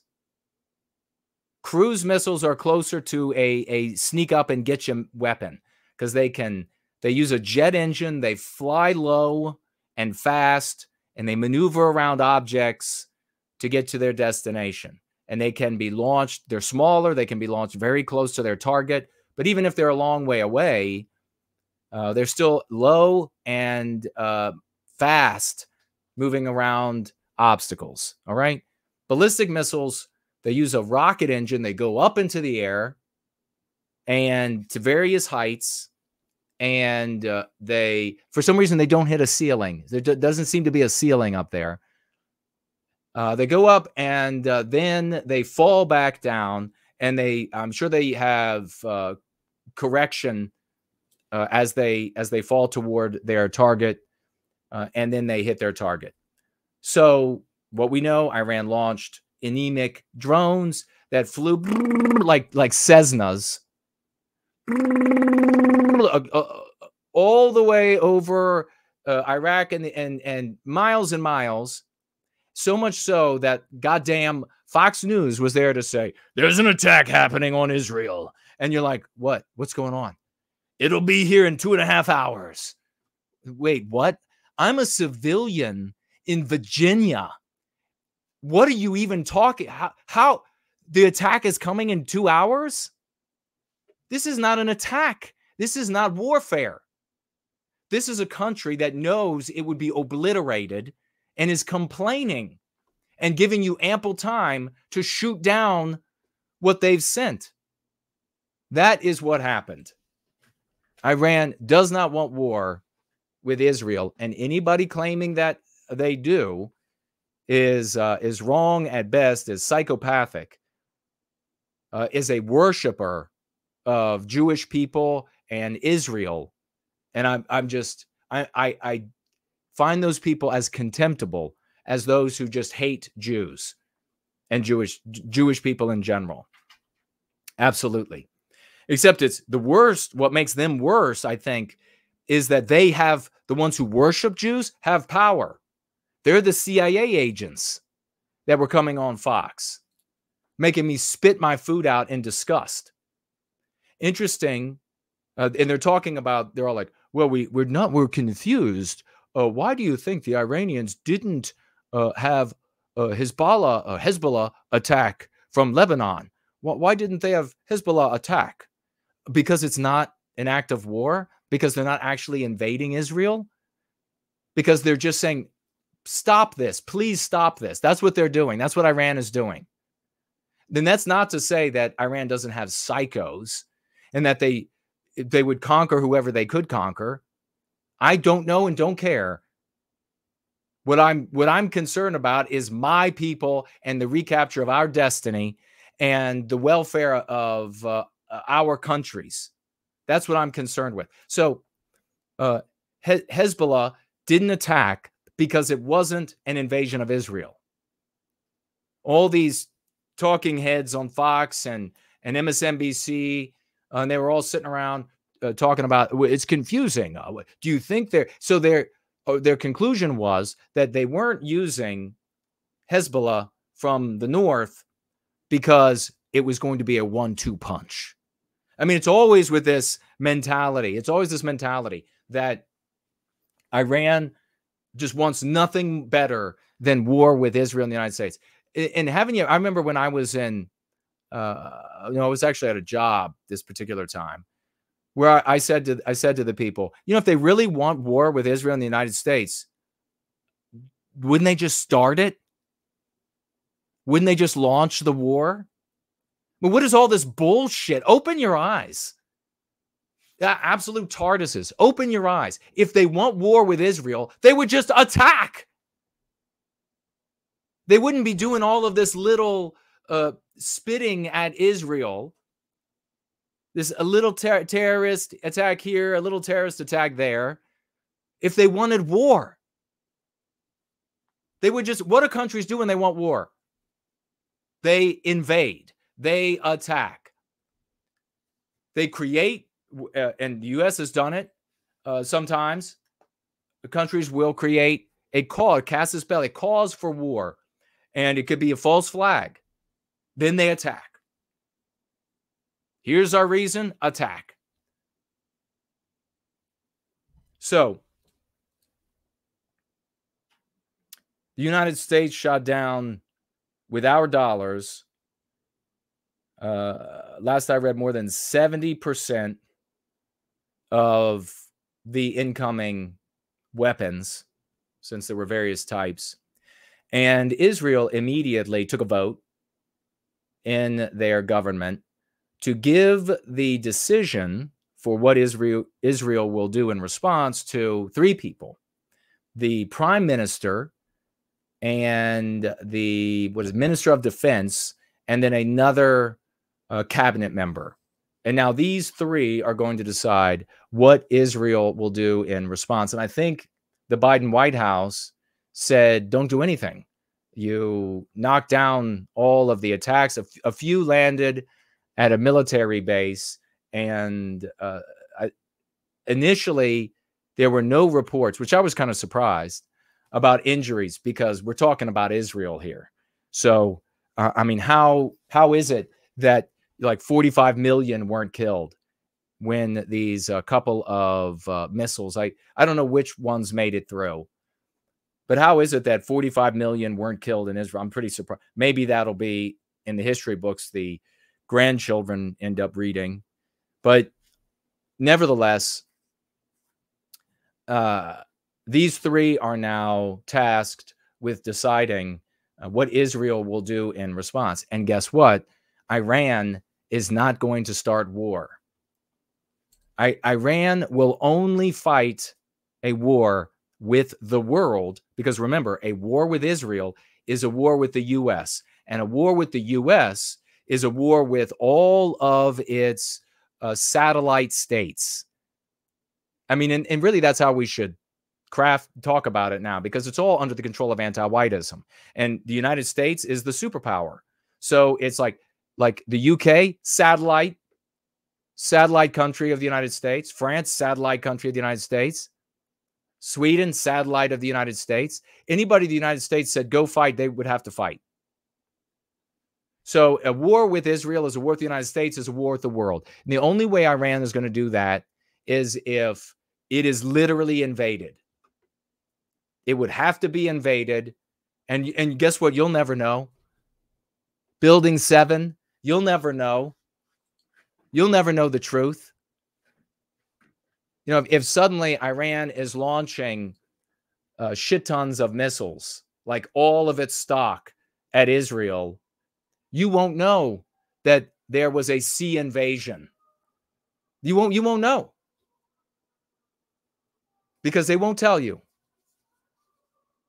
And your content creators that you love to watch, their insights will be coming from the media outside of the U.S. because somehow that's crystal clear and legit. So the thing I wanted to mention here, I mean, I guess aside, I jumped ahead of myself when it came to the CIA. I don't know what you all have witnessed, but every time, as I said, every time there's a CIA agent interviewed who is active CIA or retired CIA, they are the most vociferous endorsers, worshipers of Israel. We end up with this policy of servility to Israel, not allyship. We're not partners. We're not shoulder to shoulder. The United States is on all fours for Israel, and we'll take it from behind, and then we'll attack anything Israel points at. Then they act like on Fox News, they were acting like this is, I mean, what was the guy's name? Kilmeade.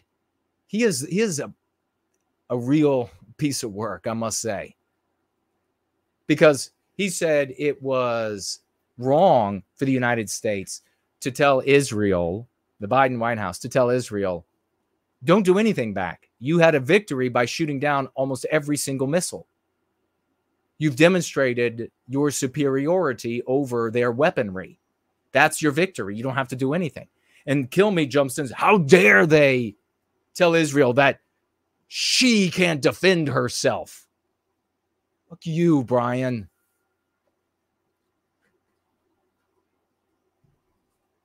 You have individuals in governance in the United States that know the truth. You know, they know that America, if Israel decides to go to war with Iran tomorrow, America is going to war with Iran tomorrow. They know that. So, of course, they're trying to, the individual politicians who want to keep their seat, who want to keep the money flowing, the sex, the drugs, the popularity, the infamy, the fame, whatever it is, they want to stay in that seat. They're going to go to Israel and they're going to say, please don't. Please don't, because if you do that, then we have to go to war against Iran, and then I am likely to lose my seat, my place at the public trough. Somebody else will get, I'll be replaced. You'll be happy, but I won't be happy. You'll be happy because you have the war you want, but I won't be happy because now I'll be out of the limelight. That's what's going through their minds. So we're working toward the observation that you really need to be empowered with here.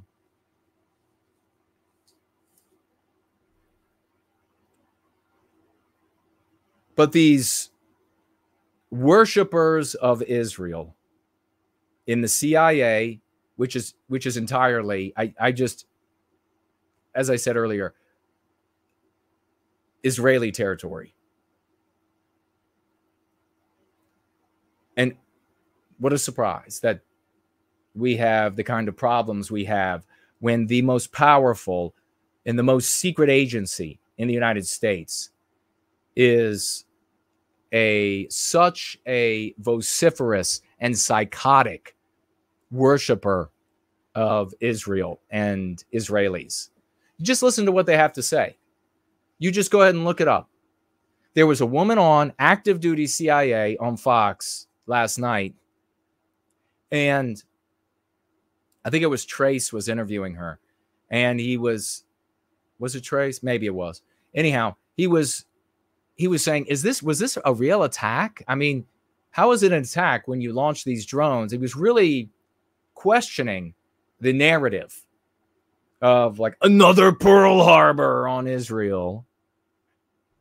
This woman comes on, and she could not have been more vociferous and enthusiastic, with just this absolute alacritous energy of love and worship of Israel and Israelis, and the absolute demand to destroy, she said, bomb every important target. America needs to bomb, she said, every important target in Iran to smithereens. This is active CIA. This of the United States. The CIA, Central Intelligence Agency of the United States. And by the way, I have an article about how hardcore they push anti-whiteism in the operations of the CIA. A CIA agent wrote a book about it recently. And every single office he said you go into, there are posters about diversity and embracing people with deviant or maybe I should just different views on what they physically are. All of this in the CIA. The CIA could not be more anti-white. They hate the white race. They couldn't care less about, so you have the anti-whiteism in the CIA, which is this absolute hatred, visceral disgust for Western kind.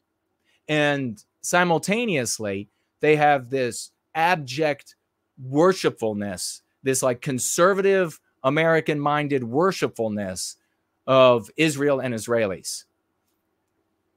And so she came in and said, absolute. So it made me think about how disgusted I am and how sick and tired I am of hearing of the worship of Jews. I went online and I saw people under threads, and they were writing on different platforms, and they were writing, then these are our conservative brothers and sisters out of their minds, out of their minds, talking about how valuable, important Israelis are. Don't give a shit about us. They won't say anything about white people being victimized. Jews, they can't say enough. And these folks, not just Israelis, they worship Jews. And like I said, they anthropomorphize them, and they give them the totality of this people who has, like any people, stark divisions. They give them a single mindset, a single objective, a single, etc. Which is, of course, a mindset within the body of the Jewish people, an objective within the body of the Jewish people. But these people won't, these white losers, these vague, conservative white losers who worship Jews, I find every bit as contemptible as the ones who hate Jews. These people have power. These worshipers of Jews have power. And of course, for anybody out there who thinks that Christianity is the problem, these people, it was not Judeo-Christianity until very recently. They didn't worship Jews until very recently. So this particular percentage or group within the body that is coming out of all the seminaries, the teachings at these seminaries over the last 2 generations or so, 3 generations, pushing this worship of Jews. This is what has caused this. These people have to be shouted down angrily, because their worshipful position, this push, will lead to more and more conflict, more and more loss of treasure, liberty for us, blood of American servicemen, and probably women, but also in-betweens. I don't know. I don't even know. The in-betweeners, what are you going to call them? And a worsening of relations of the U.S. with countries around the world. They will all continue. This sycophantic truckling to Israel. But the question is, how do we get here? Why is this the case? Why are you as disgusted with this worship of Jews as I am? Why is it like this? Well, in the white sympathetic sphere, you'll get from the white negatives the claim that, oh, well, it's because of the Jews. It's because of, well, they have AIPAC. Well, they operate within the government of the United States because of Jews. That's the reason why. That's the reason why there's worship of Jews, fealty to Jews, and this subservience to Israel. The reality is, the worship of Jews is a consequence of the white race, of white people not having a race, not having a people. That's where the worship of Jews comes from. It's like white people are the fans in a stadium, and they're cheering on a team. Fans are individuals who have a favorite team. They're not a team. They're not a people. They're just individuals who all share in common that they have a favorite team. In this case, the favorite team is the Jews. There are white people in that stadium as well that might favor another team on the field. In this case, the other team might be the Arabs. White people are nothing but fans because we don't have a community. We don't have a people. So there isn't any amount of hating Jews. There isn't any amount of documenting Jews with power or anti-white Jews or any of that. There isn't any of that that can remedy the problem of us not having a people.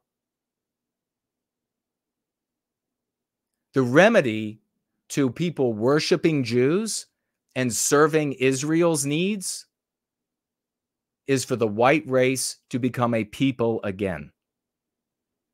How does this function? Where does the rubber meet the road? White people in the CIA, in the government, elected people, careerists, apparatchiks, bureaucrats, do not say to themselves, when confronted with the question about Israel and Iran in this particular case, they do not ask themselves, what is good for my people? They say to themselves, they ask themselves, what is good for me? And they say that because they are suffering with selfish individualism and because they don't have a people. There is a race called the white race, but there isn't a white people. That's what we have to create.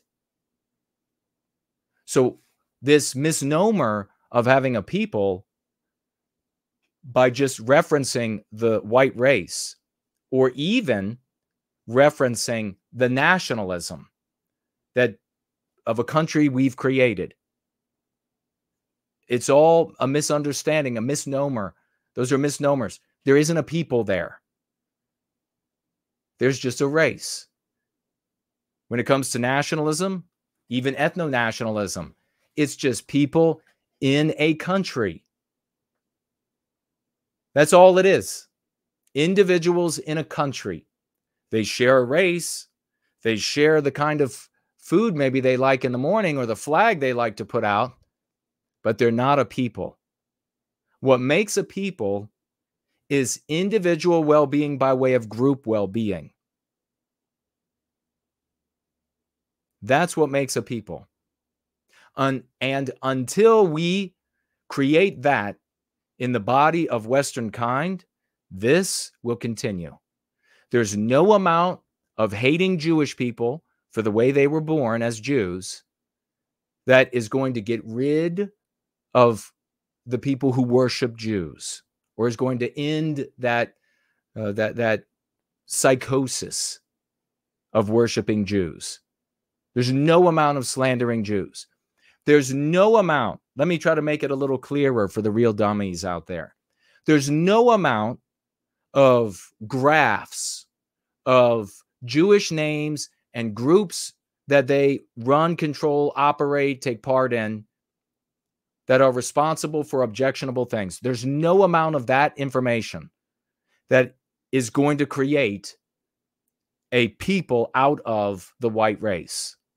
There's no amount of showing the data of what you believe demonstrates how bad Jews are that will make white people stop worshiping them or indifferent to what's happening to our people as we are harmed in service to Israel's needs and wants and defense and etc. Does that finally make sense?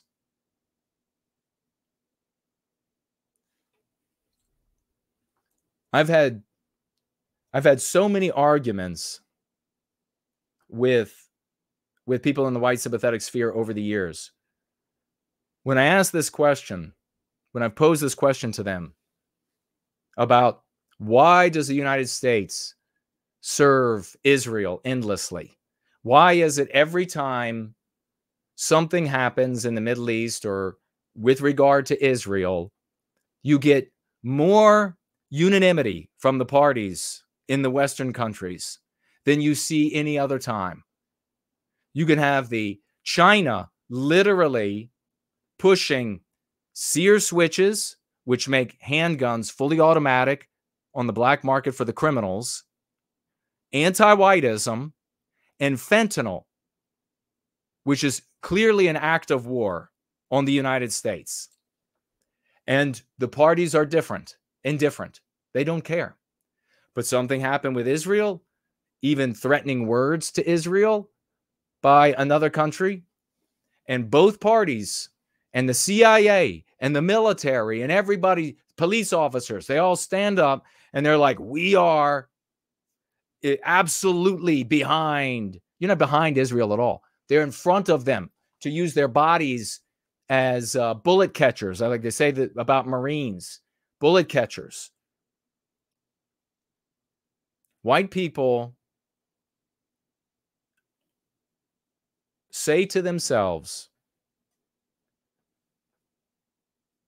when confronted with the question about Israel and the Jews in that part of the world, they say to themselves, what about this is good or bad for me?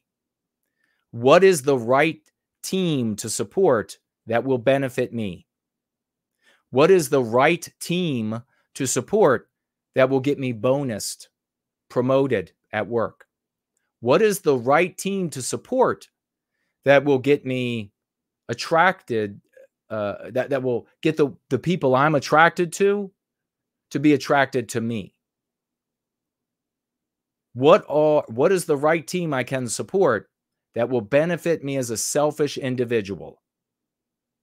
That is what white people say to themselves. Don't make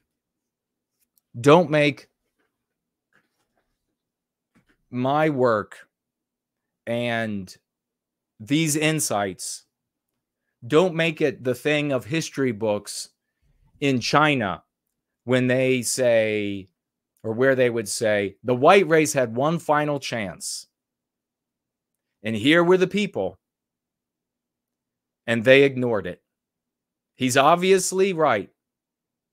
They would end up saying at some highly intellectual academy, university in China, he was obviously right. You could follow the logic, but the white race refused. Don't let that become the history that is left and written about our demise. You're not going to get a people. You're not going to end the worship of Jews, the servility to Jewish people, and the servility, specifically Israel and Israelis. You're not going to end that by slandering Jewish people on the basis of their birth. End of conversation. And you, if you hear everything I just said and you still shake your head no, I'll meet you in the octagon. Take a look at my notes, and we'll get to what our brothers and sisters are actually looking for when it comes to who to listen to. Biden tells Netanyahu, U.S. will not back Israel counterattack on Iran. You want to bet? U.S. will not back Israel in a counterattack on Iran. President Joe Biden told Israeli Prime Minister Benjamin Netanyahu in a phone call overnight Saturday into Sunday after Iran launched 300 missiles and drones at Israel. The conversation's details were first reported by Ravid. Is that really the guy's name? Ravid? An Israeli news website. Ravid reported U.S. President Joe Biden told Prime Minister Netanyahu in their phone call tonight that the U.S. will not support an Israeli attack on Iran and will not take part in it. Bullshit. You won a victory today. Okay, so that's the quote I read elsewhere. Be content with this victory. The U.S. and Israel have conducted joint air drills that simulate an attack on Iran's nuclear facilities as recently as August. You all remember that was in the news last year. Why would they be practicing joint operations for attacking Iran? I'm sure the U.S. won't participate.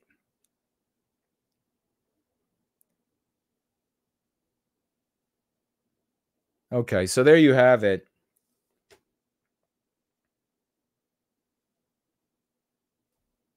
Yep, white people, until we have a people, is never going to put an end to this. They'll never say, what about us? Can you imagine, like when I was on that JF and Duke didn't leave, and then Spencer showed up to help Duke out because they were both losing to me, Duke and Spencer, and they're talking about doing this for our people. And I was like, you dumb mother, there ain't no people. There ain't no people. There's a race. I mean, how is it that for decades I've been, I think in all the circles that I was in, the only one arguing this? You can't make a suggestion for the well-being of a group if there is no group. It's like, I just remembered actually one of the examples I gave, and I can even remember the hotel we were in. And I was telling the folks, I was like, this is like giving a concern, an observation. You have a concern you have for the well-being of our Boy Scout troop. And then everybody looks at you and says, we don't have a Boy Scout troop. Do you get it yet? Do you get it yet? Does it finally make sense? You know, But what are they going to turn to? They're not going to turn we're going to be celebrating our huge victories shortly here. But what are people turning to? They're turning to this new little whore, because she's going to be a big conservative content creator. Check this out. Pastor's daughter leaves OnlyFans. Career. In that first sentence, you have all you need to know. I don't believe the conversion. If you were not privy to the knowledge of good and evil and sin and as intimate a relationship as with a pastor's daughter, and then you fell into really bad behavior, bad times, and then when you really came across what it meant to be moral in the Christian sense, and you decided to adopt it, I can begin to extend you some belief. But if you were the pastor's daughter and you went bad, then I don't believe it. When you say, oh, now, especially under these circumstances. So I guess there could be different circumstances where you come back, where it would be somewhat believable, and I would give you some rope. But no, not in this case. Pastor's daughter leaves OnlyFans career behind after finding Jesus and a new boyfriend, which I thought they were married. Are they not married? Nala Ray, an Illinois-born pastor's child turned OnlyFans model, left. That's a real nice way, it's a euphemistic way to say e-whore. Left the adult industry after a come to Jesus moment led her to reconnect with her forgotten faith. The content creator that so many conservatives, Michael Knowles, they're doing backflips over this. The content creator was working as an orthopedic surgery scheduler, so a secretary, before a man recruited her for the online site in 2020. But despite her popularity as top 1% earner of OnlyFans, $9 million she claims to have made, folks. A subscription-based adult website, Nala had a change of heart. It made it sound like it was kind of just like a, flip the lights on, flip them off, or flip them off, flip them on. Happened in like a week or two. Quote, the ones who are glamorizing the lifestyle are men. Oh, we get it now. The anti-whiteism of men are the problem. And she's not going to be condemning non-white men. So we know what she means. White men. When they just say men, they mean white men. The ones who are glamorizing it are white men trying to run women's lives and take a percentage of it, and it's horrifying. Wait, what? I thought this was all about coming to Jesus. And she's starting off with this quote about how right out of the anti-white playbook, the white male is the problem. They just want to control. The white male wants to control you. Your life was really controlled, wasn't it? $9 million you made for your little harlot self. That's how much you were controlled by white males. It's truly horrifying to be a woman and have men take a percentage of you showing your body on the internet. Oh, God, can you believe it? I just feel so bad for her. Did you create the site, bitch? Did you create the payment processors, bitch? Did you? No, you did none of this. You are a piece of ass in the overall machinery of a business. So shut your mouth and just take your $9 million. But no, this is right out of the anti-white playbook. Even worse, that so many conservative and so many Christian people are standing up for this harlot now. That she comes right out with it's the anti-whiteism. White males are bad. They're trying to control me. They're trying to control women. It's truly horrific that it's being advertised in that manner. It's just like having a pimp, she says. Well, when you are a whore, you have a pimp. again, it's so astonishing. I want you to reflect where we began the conversation. I did it on purpose. Our innocents are being gutted like fish. They're being gutted in our malls, which used to be nursery rooms of safety and fun shopping experiences. We are being dragged because we don't have a people, we have a race. We're being dragged into massive potential for massive warfare. Not because Iran wants it, because they clearly don't. And the population is deciding what they're going to listen to, whose views they're going to want to hear. And is it coming to somebody who can very clearly explain it all to them so that it all makes sense for the purpose of retrodicting and predicting, and that it's demonstrable, it's empirical, everything that I'm saying is accurate and lucid for you? No. They want to go hear the opinions of somebody that if it's a guy, he is getting aroused by. That's what the audience is hungering for.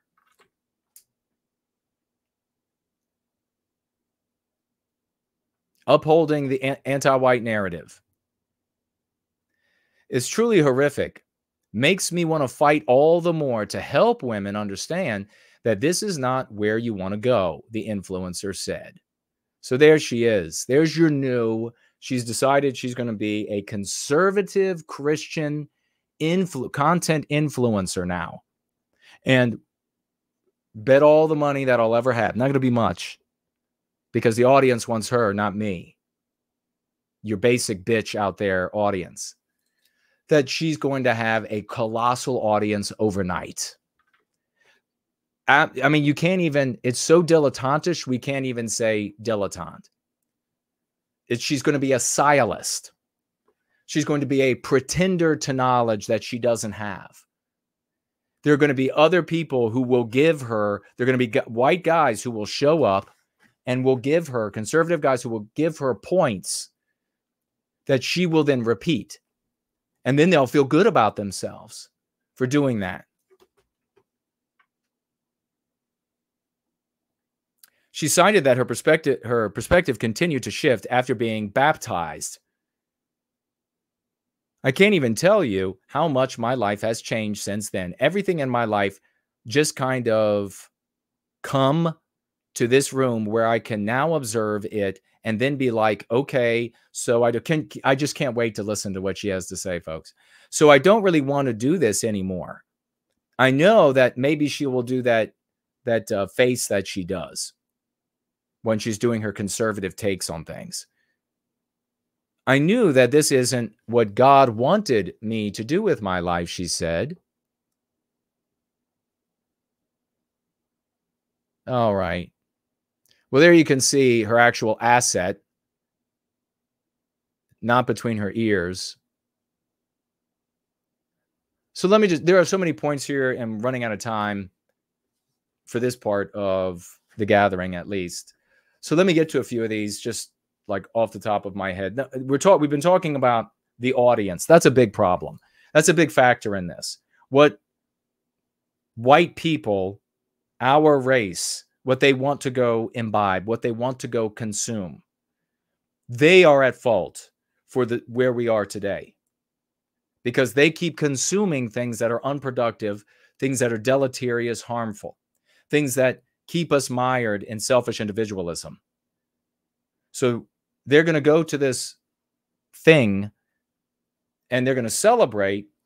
And many of them that are Christian are very defensive, very insecure about the obvious that she's doing this to continue her fame, to continue getting this pathological need for attention, which it seems to be endemic for all females, but you can decide. I don't know. But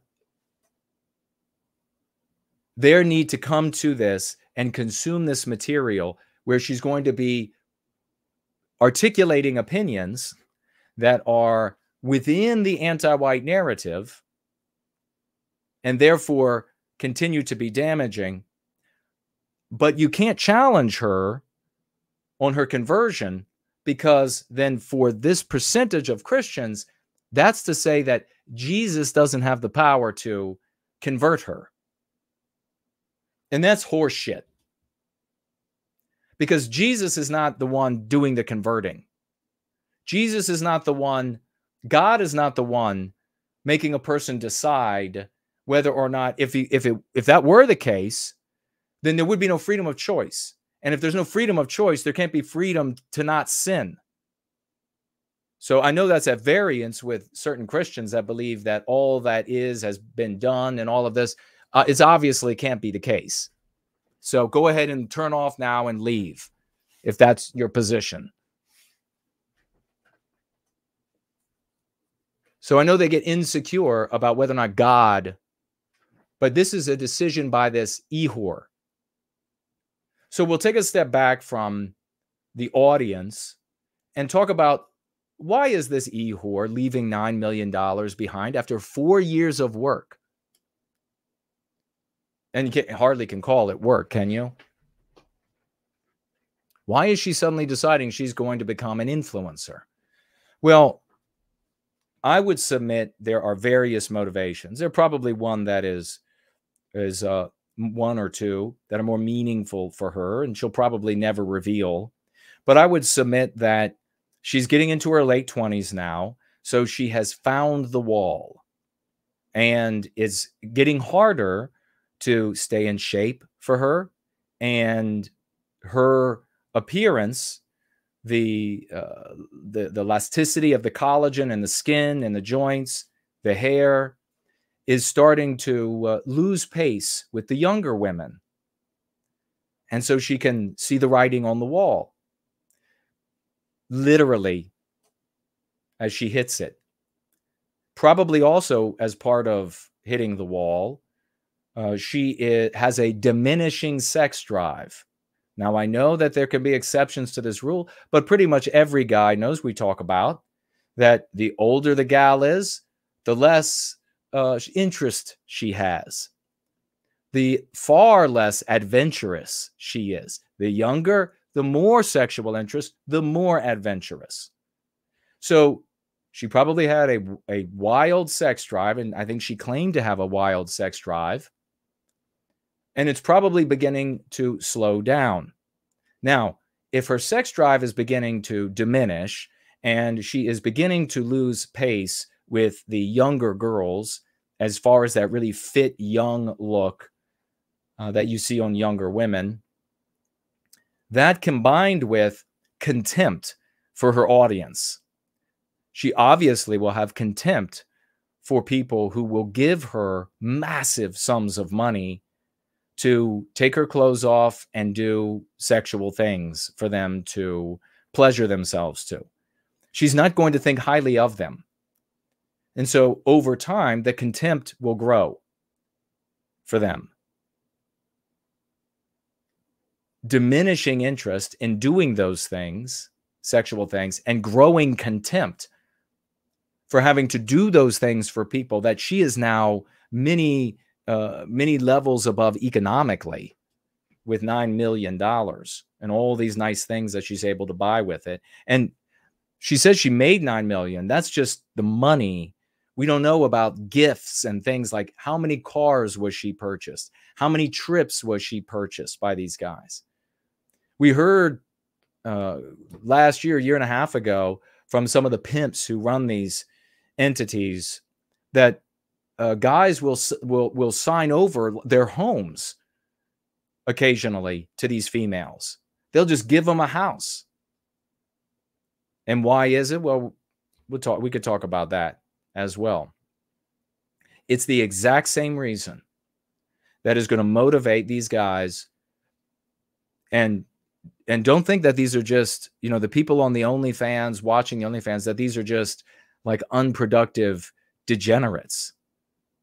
Many of them are, but the vast majority are not.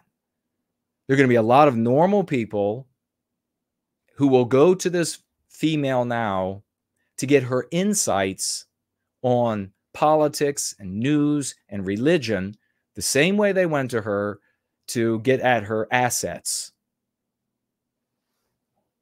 Because they want to look at somebody that they're attracted to. Incidentally, the same thing happens for females, even when they're not homosexual. They enjoy looking at attractive women. That's why a woman can get started. And I showed you the one on Instagram, had next to no followers on any platforms. And she was immediately invited to like 5 different Fox News shows, having given no political commentary. Now, of course, she's attractive, so the views are and the followers are skyrocketing because guys and girls, men or males and females, want to look at content creators that are pretty. It's going to be pretty women that they want to see. So we're going down the toilet with them. They turn to these airheaded twits for news and commentary. So this woman, this female, there could also be issues with competition on OnlyFans, maintaining her status as the top 0.01% of earners. She could be getting ready to drop. She could be viewing other opportunities as economically advantageous. And in fact, the opportunity, she alludes to an opportunity, and then in an interview, and then immediately reveals that she's going to become a conservative content creator. It strikes me, folks, obviously, and it does all thinking people, as self-serving. If this woman wanted to convert to Christianity genuinely, then shut your mouth and go away. Take your $9 million, take all the things that were purchased for you, and go away. That's what a woman converting to Christianity from this whoredom would do. You are wrong. There is no basis for you to share shit. You have demonstrated you don't know the path to walk in life. You have demonstrated you don't know right from wrong.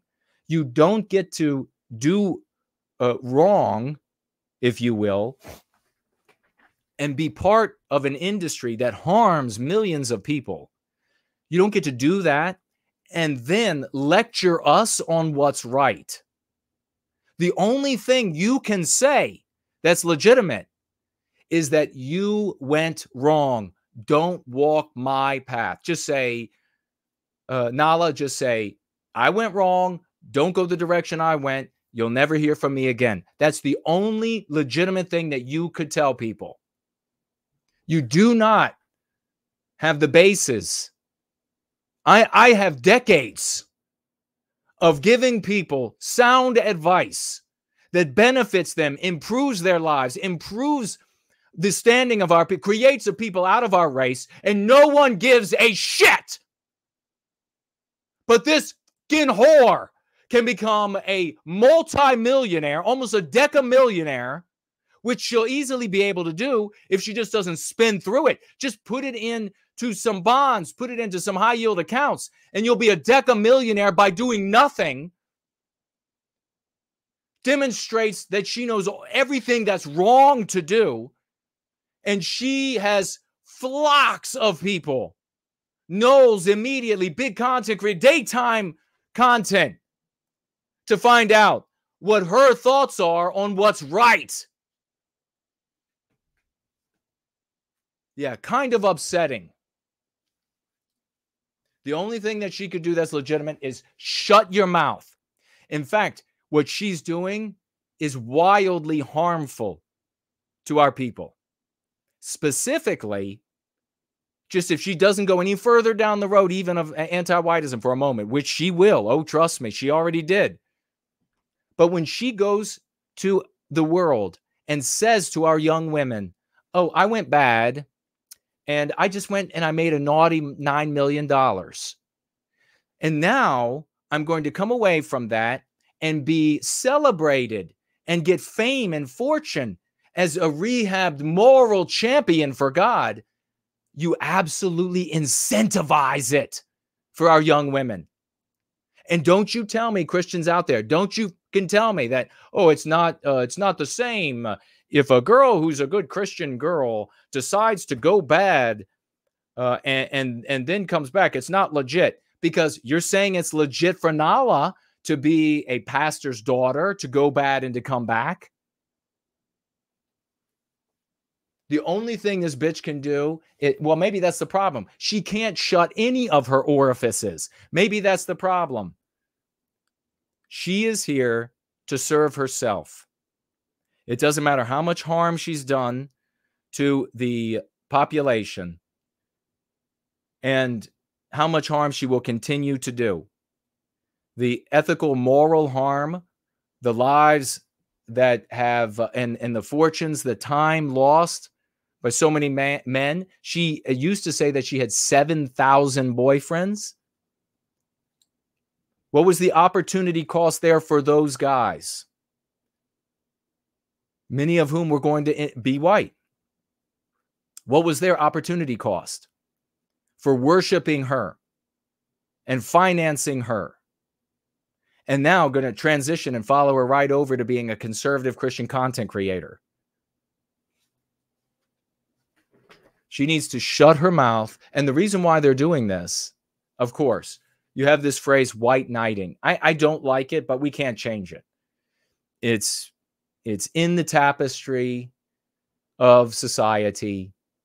And what it means is that males will behave in a servile way toward women in order to ingratiate themselves with women, in order to be rewarded with affection and sex from women. It is a strategy for pairing up with women.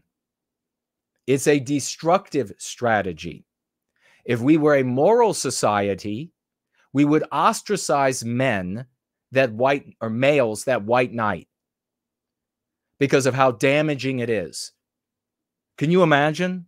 Think about some white guy or guys. You've seen it. You don't have to imagine it. You don't have to form this visage in your mind because you've experienced it, where you have these guys, they're strong, they're fit, they're whatever. Maybe they've got a gun on them and they're like, what does the little lady want?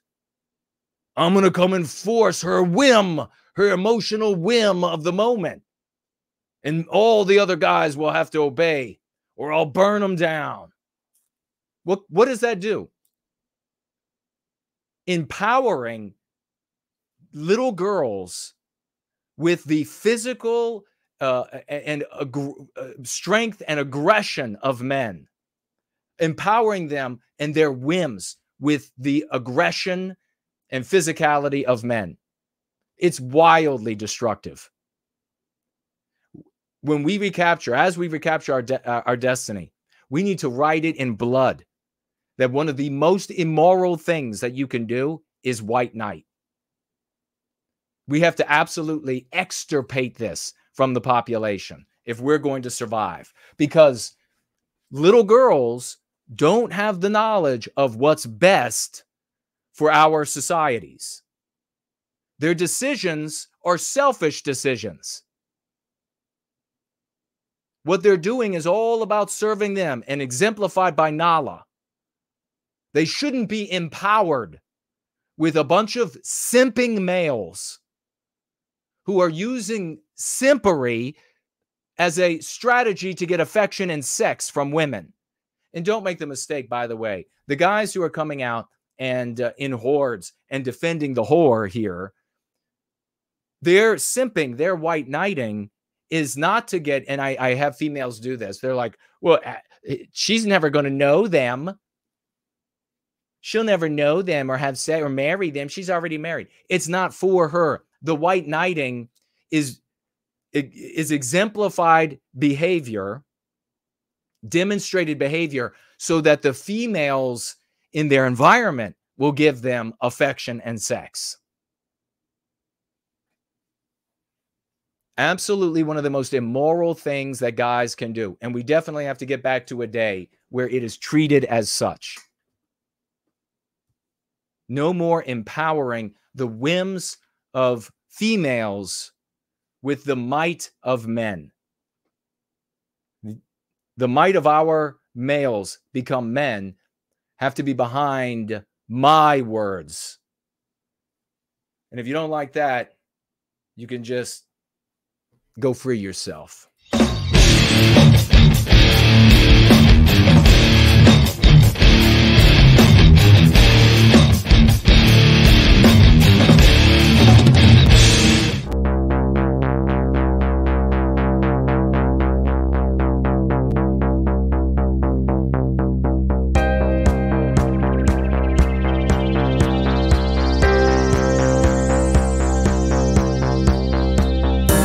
Don't know much about her.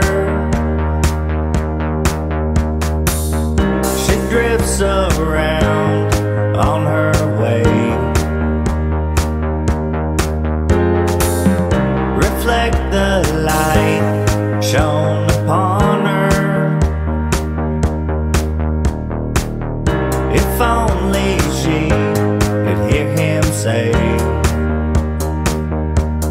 it's okay.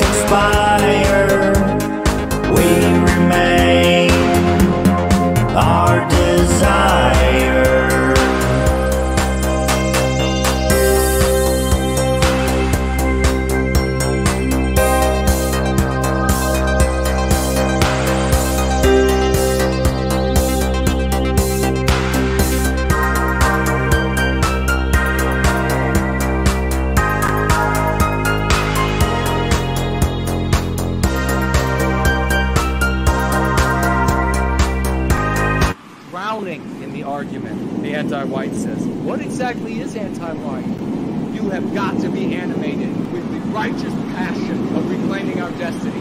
We are the heroes of this era.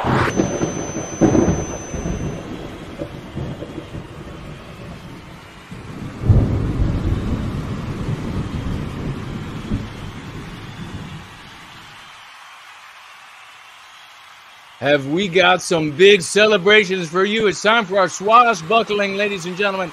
I don't know where you can rock us emoji. You can put 07s. You can put 96s and 9 words, the 6 key concepts. Wherever you can do emojis, let's break them out because this is some really epic swashbuckling. Where others fail, we succeed. And we celebrate a fraction of these successes every single week from the previous week. Where else does that happen? Things that we do, not we're fans in the stands that are cheering on something we like. Ladies and gentlemen, let's get out our raucous emojis to get started with the celebration for the one and only Franklinator. Look at it, ladies and gentlemen. IRL. The man is doing it. A living legend, a god. And he recruits. He gets information. He brings it into me. He is moderating. Nothing but support and love for the Franklinator. We love this guy. Big salutes all over the country, my friends. Franklinator swashbuckling epidemic. Thanks to the great Franklinator. God dang, we love this guy. Look at that. Let's keep it going for John. Look at this. A one-man driving billboard everywhere this champion goes. You gotta love John. His handwriting is perfect. If you saw him going down the road, you know you would immediately love White Wellbeing as well. Give it up for John advertising White Wellbeing. And no trouble doing that for some reason. Amazing. Gentlemen, we love you, man. Big salutes for John, the IRL. We're going to go over to, ladies and gentlemen, you know his name well. It's No White Guilt Clips. He has, this is the first one clip, over 10,000 and climbing views made of yours truly, a true hero, a living legend. Ladies and gentlemen, give it up for No White Guilt Clips. This is just the beginning of the month, ladies and gentlemen. Boom, we got another clip that No White Guilt Clips made. Make sure you give this man stiff salute. Show him the love, ladies and gentlemen. 96s, I'm sorry. 07s, quadruple 07, triple 07 love. For No White, that's another 10,000 plus view clip alone just were made. This guy's just one right after the other. This is the dialectical power of Go Free reaching the masses. Don't stop giving it up for Clips, because he's done it again. Here it is with his clip, his tweet about Dune. Over 30,000 views at the viewing of this, where he's talking about the anti-whiteism. I love it, ladies and gentlemen. Celebrate. The views here are actually meaningful. This is swashbuckling because the concepts, the dialectics that we promulgate are empowering. They change the way our victimization is discussed. Don't stop there for No White Guilt Clips, ladies and gentlemen. Check this out.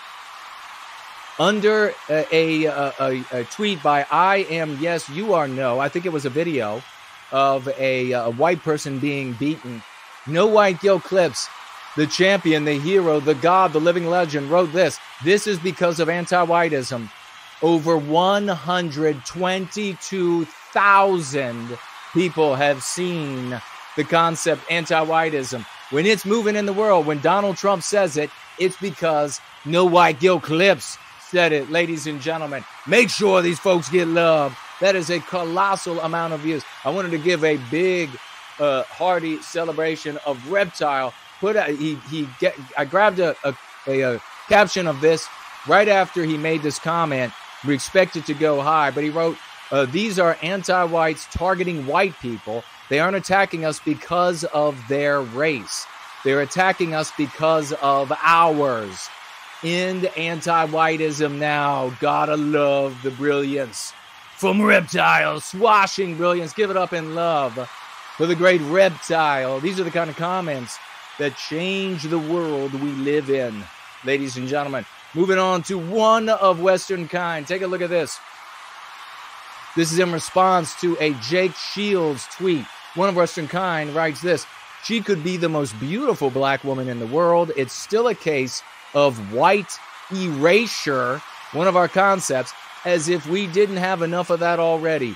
65,000 views of white erasure.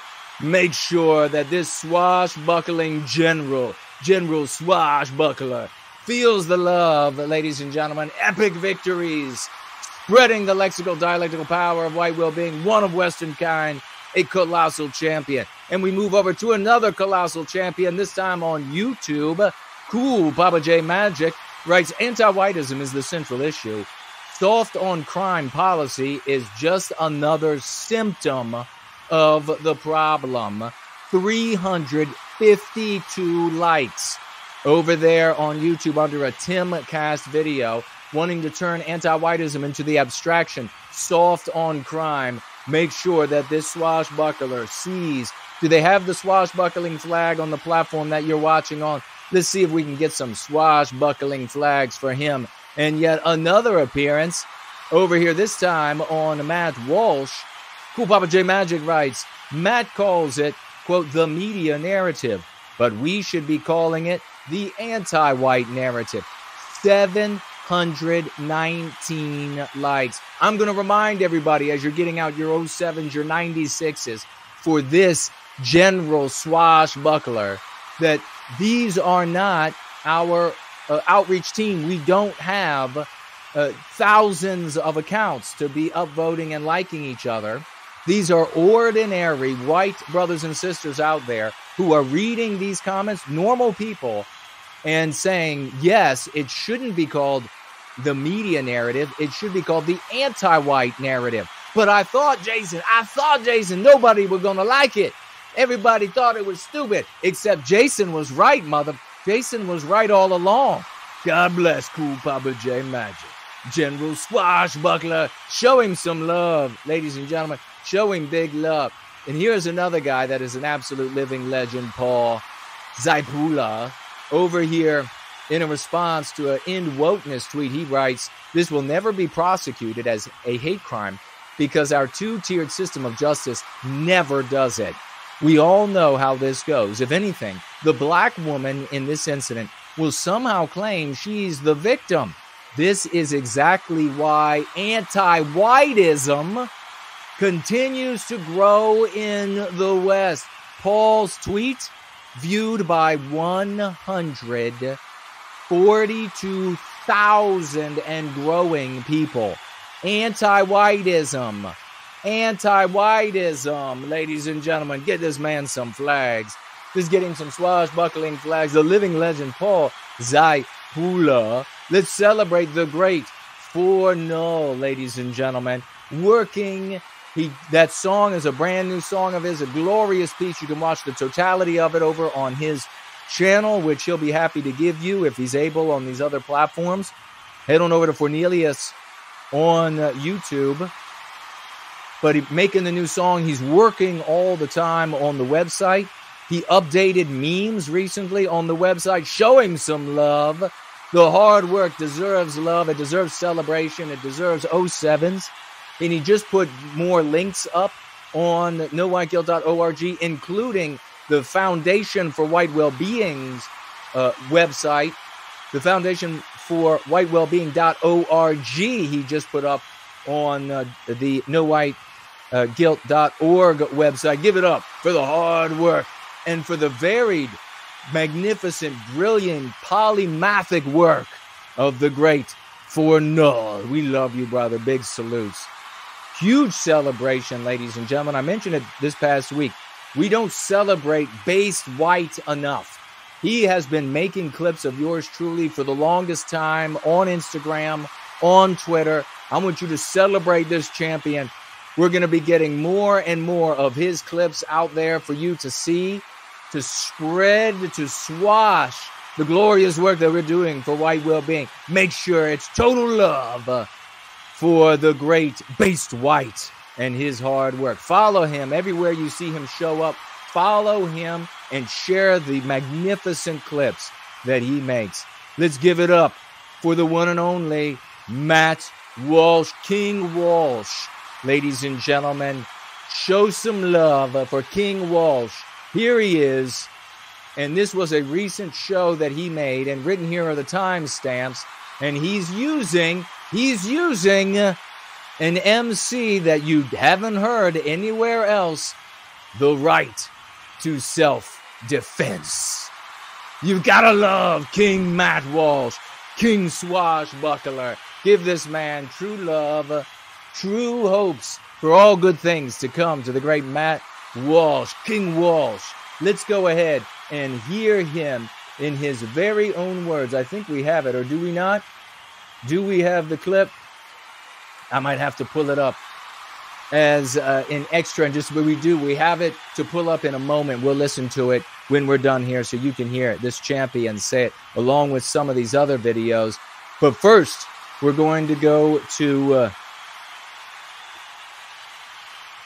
celebrating. West wanted me to mention the OT leader. Celebrate Biospirit of the West, ladies and gentlemen, for all the hard work that he's doing. And he wanted me to mention and to celebrate Lucky Lunda, the Thunder from Down Under, for creating his No White Guilt official accounts on Twitter, on X. Let's celebrate the hard work that Lunder has done, creating these accounts and dealing with the headache of the Twitter trying to be a problem for him. And let's celebrate those who have taken up these official accounts. In Australia, Lunder himself. In Belgium, Ye Old European, celebrate him. In Canada, Scum of All Colors, celebrate her. In Norway, Olive, celebrate him. And in Uruguay, celebrate, I think it's Nocturnia, celebrate these champions who are not only running their own accounts, but have taken up in work with the great leader, Lunder, the Thunder from Down Under, and his hard work. This is the kind of collaboration we love to see, spreading the lexical dialectical power of Go Free. I want to also mention on Twitter that I have seen a lot of swashing from Homeless Bear, the Blue Flame, Positive Clarity, and Nocturnia, loving the work, the swash that they're doing. God bless you, heroes and champions. Keep it going for the swashbuckling survivors and thrivers over here, practicing Go Free. And finally, ladies and gentlemen, we're going to watch a little bit of a clip, 2 clips, and we'll watch the rest afterward. And we have right here the one and only, let's see, Charlie, is this Charlie Kirk with Tom? And we'll play this video using a very particular phrase. Yeah, and you're just trying to mimic a caricature. So let's play another piece of tape here. Play cut 53, please. The woke radicals tell the Trump voters they are a threat to democracy. Think about that. They're saying you Trumpsters are a threat to democracy. The woke radicals also tell us ad nauseum that America is systemically racist. Trump knows this is deadly nonsense, and he says so. This charge of systemic racism bounces off Trump because he has no white guilt. Oh, ladies and gentlemen, celebrate that. This video, this commercial, created by this guy, Tom, has over 2 million views.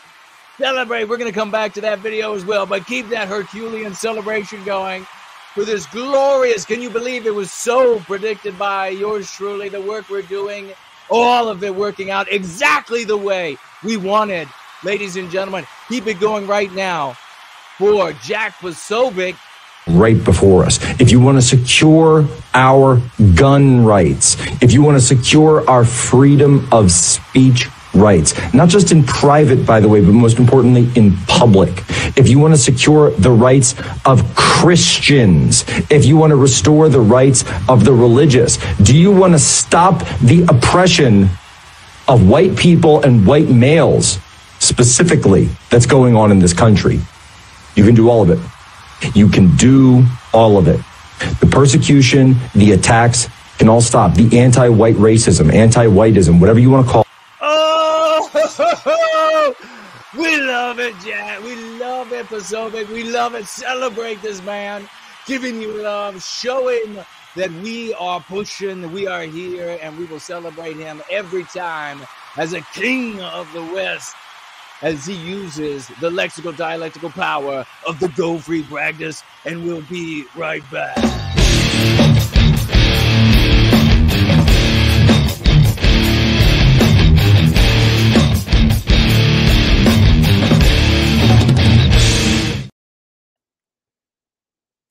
And we are here, ladies and gentlemen. My goodness.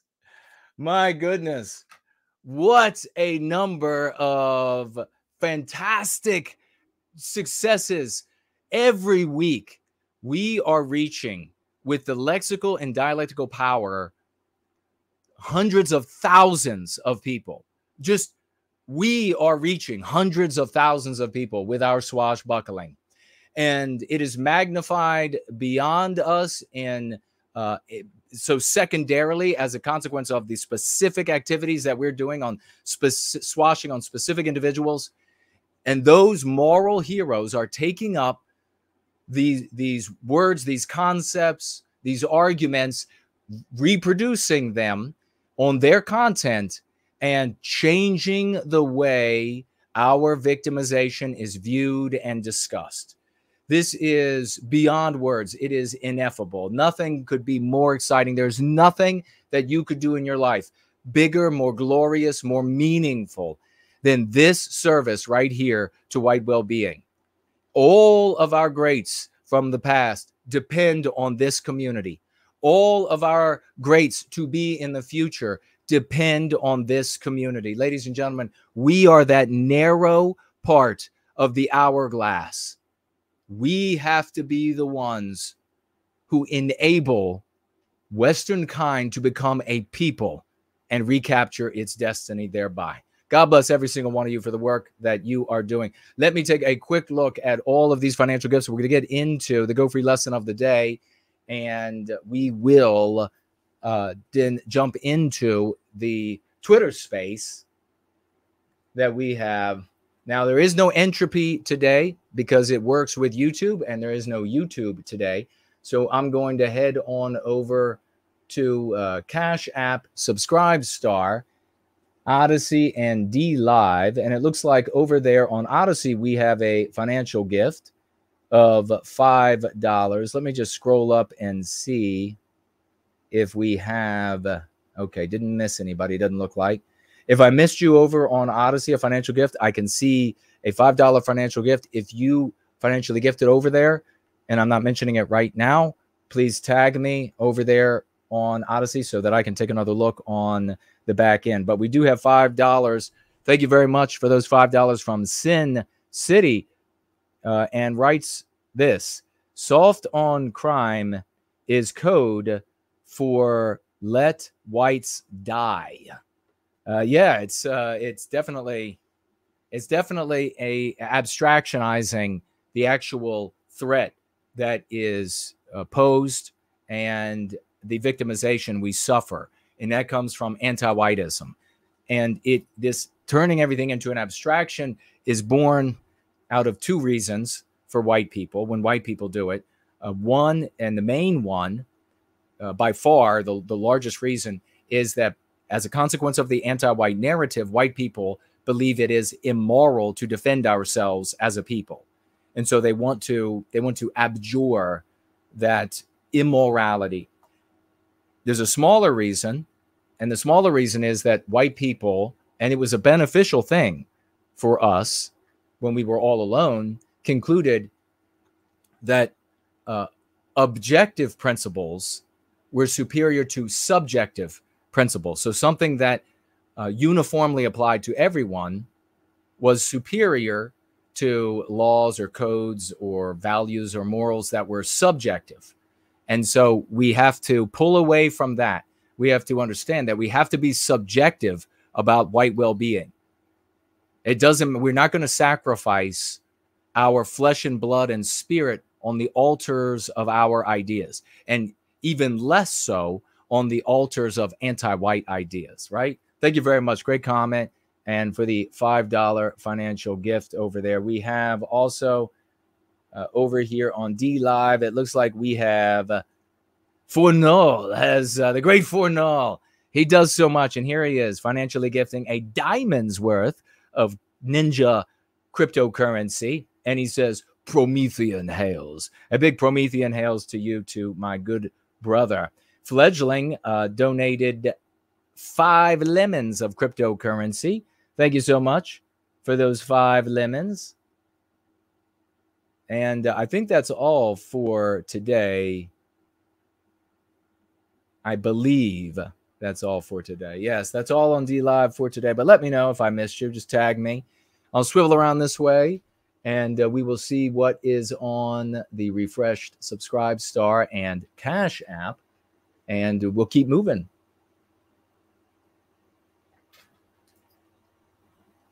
We have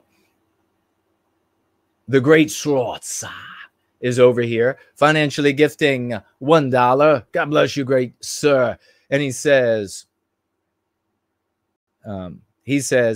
for the counterpart to cheering, the counterpart to cheering is heckling. Ah, yes. White negs, white negatives, heckle. Yes. Yes, indeed. You know, talking about the fans. Yes, indeed. So to take the analogy that I used, I mean, let's make this into a meme. Let's make let's do something with this. So you have the fans are all just individuals. And the only thing and they're all white. And the only thing they might hold in common is they support the same team and they hate the rival team. That's all they have in common. So they're either supporting and loving a team, or they're heckling a team and booing the team. And that's what we see in the real world out of our brothers and sisters. Brilliantly put. Yes, indeed. It's a great analogy because midwits will be able to easily get it. They'll be able to understand a sports stadium.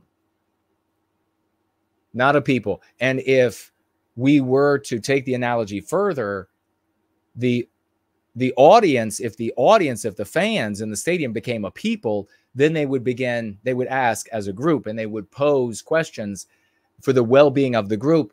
What's best for us? Is it best for us to be here watching this game? Is it best for us to cheer on or to heckle these people? Or is it better for us to go serve our well-being as a people? We need to get really big donors so that I can make these trailers for TV shows and movies that'll never be made, because that could be a trailer for a movie, and it would be epic. It would convey so much information to the white population. Powerful. Over here, oh my God, the great ForNull is on both sides. You got a guy that is like hardcore and a guy you can rely on. A guy, if you're at the bar and stuff's going to go bad, you got a powerhouse when you turn over to your side and you're like, there's my guy. And then you turn back and you're like, shit, he's there too. He's on both sides to fight with me. ForNull. $50. Celebrate. Get on your feet, ladies and gentlemen. Get on your feet. Salute this man. Salute him. 07s, 96s, big raucous emojis for this swashbuckling Herculean champion, this Promethean legend, the great ForNull. We also have, oh my God, another champion. I'll just tell you this. He has financially gifted 100 saluting dollars. Do you wonder who it is? You know it's Clips, ladies and gentlemen. All of this past week, all that he's done since the beginning of this month, this absolute Promethean champion is showing up with 100. And I mean, look at this. Do you have doers? I mean, let me just ask. Let's get real. I'm going to have to start. Maybe I'll have to talk to everybody like I'm just talking to a group of guys in American football, where we get real mad. We get real fired up. We got doers and we got do-nothings out there. Can you spot the doers? Can you spot the people that are actually changing? Talk about the Pareto principle. Can you spot the people that actually do the work and who are actually changing the world? This is not like a difficult find Waldo kind of a thing, is it? God bless this. It's like this. If this were a Waldo book, you'd open, one of them big Waldo books. You open it up, and then it stands up. The statue stands up out of it like 10 feet. I found him. God bless this champion. Clips, $107 financial gift. We love you, man. God bless you. And it looks like we didn't miss anybody over here on Subscribestar, but I'll be keeping an eye on it. Thank you so much, everybody. Let's keep rolling as time is ticking away on this Sunday in service to White Wellbeing. I bet you had some thoughts. Maybe I missed them. Tag me again. I'm going to be taking a look at all of your comments across the media that we are using as we get into these videos that I wanted to be able to share here for the Go Free lesson of the day. And we will begin. Let me find this video because we have Matt Walsh. I want everybody to hear him actually say this because it's so beautiful. And it is right here. But they're important to talk about, in part because they show how prosecutors and witnesses are willing to lie to imprison people who exercise one of the most fundamental rights. You might say the most fundamental, which is the right of self-defense. How casually they will destroy people's lives for the crime of trying to preserve their own lives. I love it. Fantastic. The great King Walsh using the right of self-defense. Where do you hear that, folks? Where do you hear that? I have been arguing over decades of my life to use the right of self-defense, and the great King Matt Walsh steps up and he's like, it's not gun rights, it's not for the rights of guns, it's the right of self-defense. And that's what they strip from us. And in this piece, he's talking about victimizing, vilifying the victims, pathologizing self-defense, criminalizing self-defense. So it's brilliant, and big salutes for this hero who is in the position that he's in. And I really want you to juxtaposition just for a moment. Who is more productive and effective for white well-being, for the West, for America? Matt Walsh, who can work for a Jewish boss and use these concepts, promulgate them to his audience and growing audience far and wide, and thereby picked up by other content creators, magnified many times over, or Candace Owens, who instigated Jews on the subject of what's anti-Semitism and who is doing more for white well-being, and therefore who should you support, who should you care about, who should you want to hear more from. It's really an easy, it's abecedarian kind of a question. Not quite rhetorical, but definitely abecedarian. Clearly, it's King Walsh. If you are a bigger fan of Candace Owens, then it means your objective, your focus is in the wrong place. You need to be focused on us, in love for our people, in ending our victimization. Do not tell me that, well, what needs to happen first before we object to our victimization is this horrible thing to Jews, or this horrible thing to Christians, or this horrible thing to blacks. Don't tell me that, because it's bullshit. You can object successfully, morally, to our victimization right now, and in a way that millions of our brothers and sisters can pick up and adopt. Your allegiance should be to Matt Walsh. Your support should be to Matt Walsh relative to Candace Owens. If she wants to instigate Jews and get her ass fired, by the way, talk about suffering Ye's law. They're like, they fired her. It's not fair. I mean, I just want to kick the shit out of all of these it's not fair people. It's not fair. All she did was insult one of their founding members and her boss. It's not fair. I don't care. I care about white well-being. I don't care about whether or not Jews are being fair. I care about ending our victimization. You're like, a Jew is not being fair to a black woman, to a sassy black woman. Great. Go spend your time with that. Go spend your days with that. Raise myself a little bit here. I'm going to be supporting Matt Walsh. Let's also check out. There was another clip I didn't show. This is an interesting one. Let's have a look at that one too. Emperor Constantine. You will get mixed to negative reviews. I've done this personally. I had these conversations. Now, of course, if you ask a Catholic Orthodox. We are with Posobiec again here. He's interviewing this Joshua. And I want you to listen close because remember, what is it that we're doing? What is empirical about our efforts is that the conversation is changing.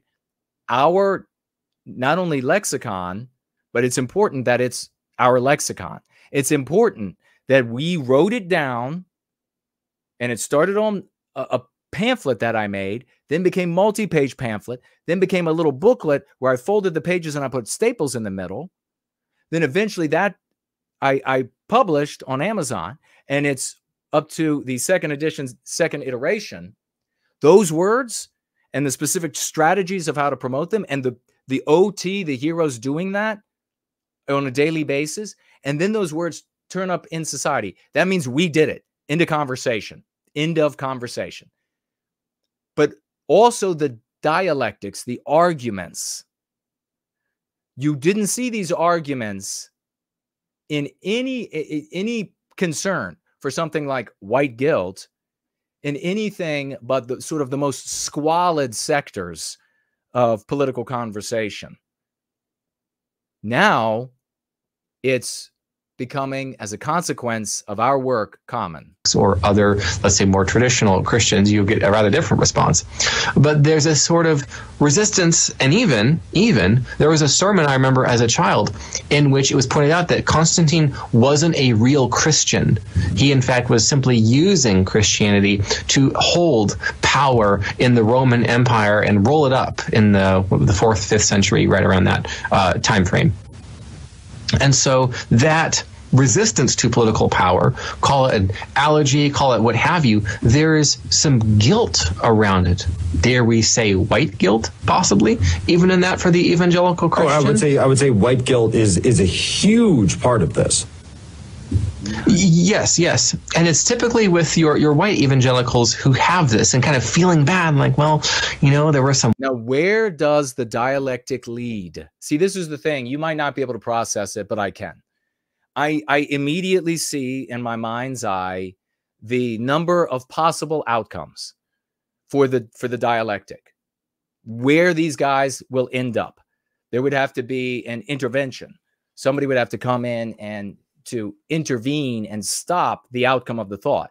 So they would have to show up and in various means, described however you like a gun to the head, to intervene and obstruct the natural consequence of the line of thinking, of the dialectic.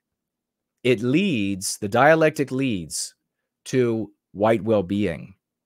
The dialectic leads to a people and therefore individuals concluding that their well-being is a consequence of their people's well-being or lack thereof.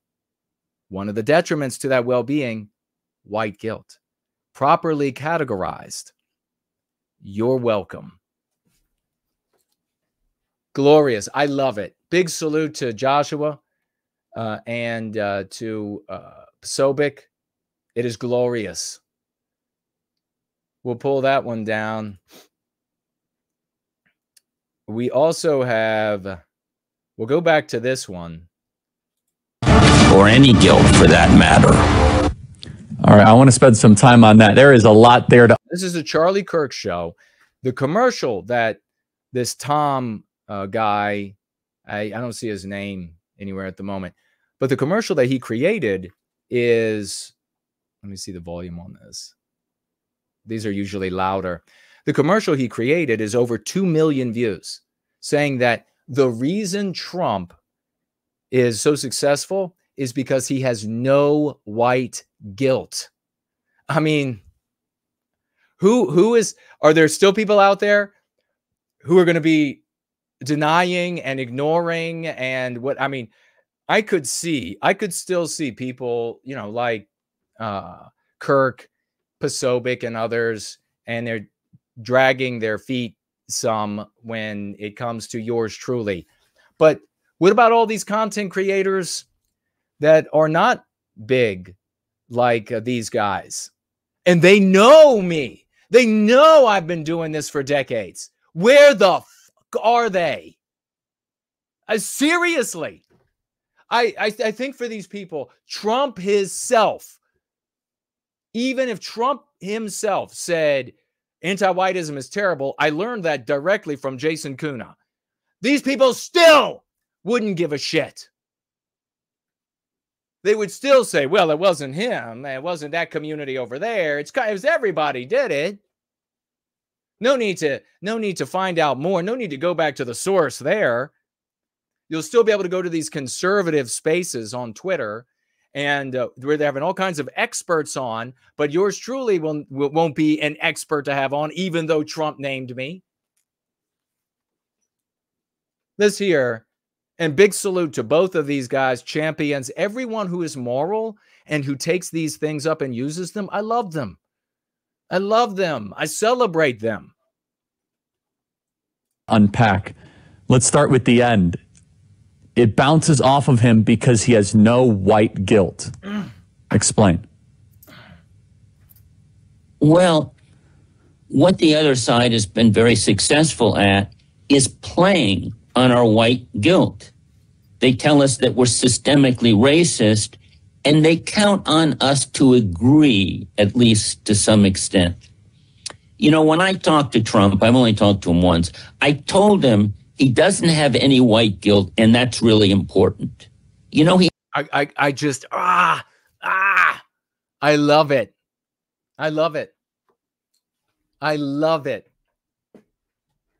When I chose no white guilt as my moniker, it was because I had concluded that it was the most revolutionary thing that people could say. No white guilt. Because that is the objective of anti-whiteism. All anti-whiteism moves toward guilting white people so we lower our defenses, so we participate in our victimization, so we allow ourselves to be victimized. So in this thought prison, the most revolutionary thing, no one until you all, well, I mean, that's not, only a handfuls until you all understood, recognized how revolutionary no white guilt, saying no white guilt actually is. He hadn't really thought about it. Of course, he agreed with me, but he didn't understand the significance. And if I could say one more thing, Charlie, on this subject, which is very important and which I hope. Okay, Franklin in the live chat pointing out his last name there, Klingenstein. Thank you, brother. Hope if there's one thing you come away from, you, the viewer, on this interview, it is this.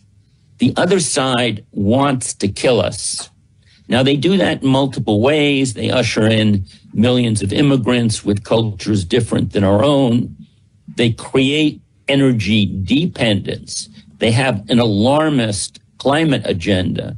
These are all designed in one way or another to destroy America. Obviously, brainwashing, intimidation, changing our language, those contribute. But I tell you the most important thing, and this is my major point, which is of all the weapons that the other side, what I call the woke radicals, employ, this charge. We need Tom to reach out to me, especially if Tom is going to get audience with the great Trump again. Of systemic racism is the most powerful, because if we accept it, or if we don't fight strongly against it, then we will trade in our regime, the American regime, for their regime, the group quota regime, I call it. So that's, I think. So it demonstrating Tom's proximity to the threat. So in this case, proximity of time in relation to the threat. You could tell by the construction of the sentence and the diction that his grappling with anti-whiteism is far newer than mine, because of the warning against allowing. The more he the anti-whiteism, the more he investigates, the more, and he stays on track, and if he's a smart guy, the more he'll discover that, oh no, it's already everywhere. We have to start talking about remedying it rather than preventing it. I think it's underappreciated. And by the way, oh, it's definitely underappreciated. You're looking at the most underappreciated community on planet Earth. Charles Murray wrote a book recently called Facing Reality. It's dropped out of view, but it's something that I think your viewers might read, because Murray, unlike most people, understands the deadly nonsense, as I put it in that video, of the charge that we are systemically racist. Tom, excellent. Please stay right there. Tom Klingenstein is with us. Check out his website.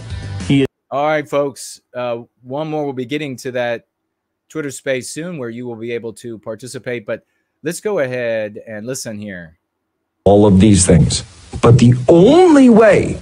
One more time. By the way, but most importantly, in public. If you want to secure the rights of. Big love, big support to Jack Posobiec for this little segment here. Christians, if you want to restore the rights of the religious, do you want to stop the oppression of white people and white males specifically that's going on in this country? Listen, and I can't tell you how sick and tired I am of listening to these little, I don't know, penisless groiper. I think groiper means you don't have a penis or balls, but you're not female. I think it's what it means. So it's just trolls. It's just another synonym for troll. And taking credit for people like Jack Posobiec using anti-whiteism, although they never said that specific word because they know they don't push it. But all they do all day long is slander Jews. And then Jack Posobiec or any of these others in the sort of conservative alt community or right alt community, they end up saying, like, what about white males? And then they're like, we caused that. You didn't cause shit. You're slandering Jews. We're talking about white people and white males being victimized on the basis of our race. The people in the alt-right conservatism, and certainly a big con conservatism, they turned everything into an abstraction. They never talked about our race. So you didn't do shit, you little dickless frogs. You didn't do shit. You didn't do shit talking about dancing Israelis. That doesn't make people care about whites. These people are not talking about dancing Israelis and hating on Jews. These are conservatives who used to turn everything into an abstraction, but who are now talking about living flesh and blood. Who did that? We did that. That's our pressure that we have put on the conversation. So you all claiming victory for something you had nothing to do. And I realize, especially when you have to sit down to piss, even though you're supposed to be a boy, I realize that you have to claim victory for things that you didn't actually do because you don't have anything that you could actually accomplish other than maybe paying Nala Ray her Porsche payments or whatever it is. I realize it, but shut your mouth. Just shut up. I'm sick of you taking credit for the work. You're like, the Overton window. It just magically, this thing called Overton window inside somebody else's story. You can't shift anything in somebody else's story. You're too dumb to understand that. You cannot shift anything in anybody else's story. It can only be done from the outside. That's how we've done it. So, but it makes it even dumber. I talk about dumber and dumbest. Makes it even dumber when you say that you've made conservative content creators talk about the victimization of white people by slandering Jews. Go to hell. Champion right here. You can do all of it. You can do all of it. The persecution, the attacks can all stop. The anti-white racism, anti-whiteism, whatever you want to call it. So there you see it. Isn't that beautiful? You see, your basic conservative wants to wield wrongly, detrimentally, the word racist. This is Sauron's ring. You can't wear it. If you put it on thinking you can wield its power, it destroys you. So they can't wield it. They would like to wield it. They've been trying to wield it for my whole life and before my life and before your lives. Conservatives have been trying to wield the word racist, trying to own the anti-whites' morality, trying to own them and saying, I'm more moral by your yardstick than you are. And it's never worked. And here comes young Jason with a Confederate flag on the back of his jacket, and he says, that doesn't work. Let me tell you what will. And I was a lone voice being kept from other people's audiences until these champions found me, and who were already in various ways walking down similar or same paths, found me, and together magnifying our work. And now you see who we can term the great Jack Posobiec feeling the pressure of not using the concept racist. Wonder where that came from. Where is the pressure to not use the concept racist come from? It's like right to self-defense. Where did it come from? Where did you see it elsewhere?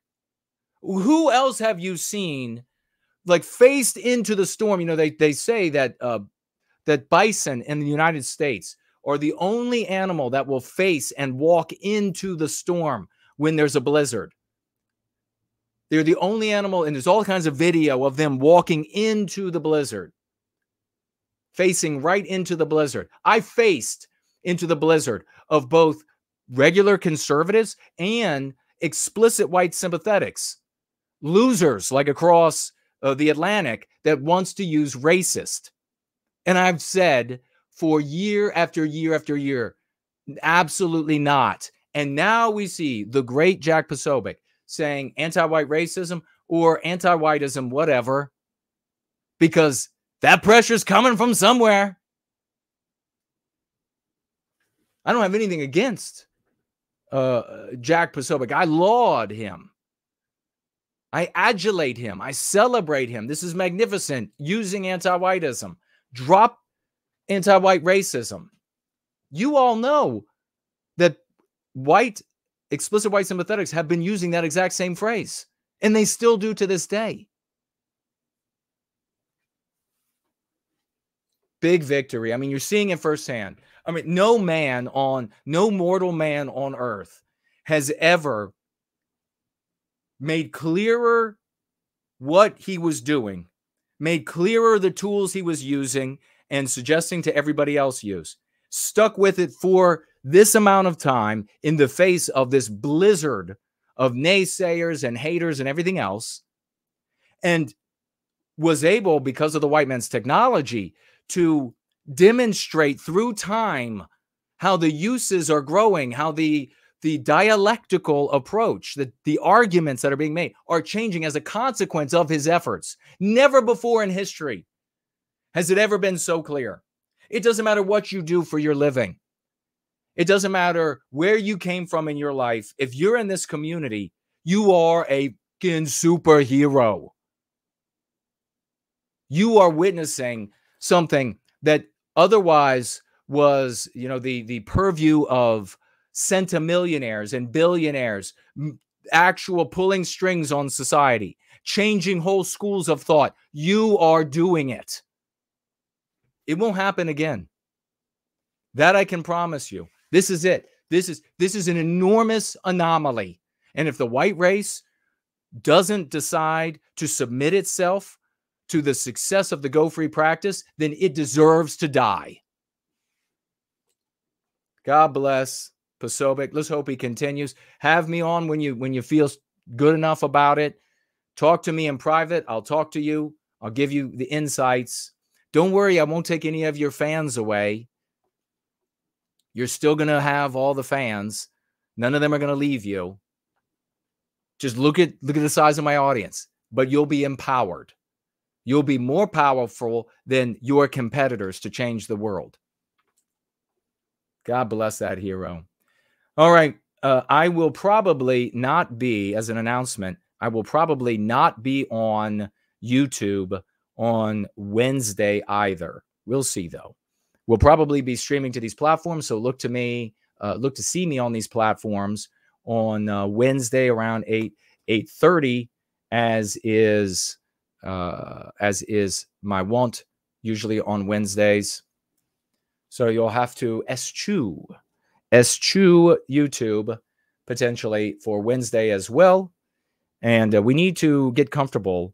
You need to get comfortable with coming together for these gatherings, the roll-ins on other platforms, because as things heat up in this election cycle, the anti-whites are going to be losing their minds, and just offing a channel like this would be nothing for them. Absolutely nothing. They would say, oh, absolutely. We got to do whatever we can to prevent Trump from winning. So we've got to get accustomed to being on other platforms. Eschew, which has nothing to do with chewing. If you want to talk about chewing, you can say masticating.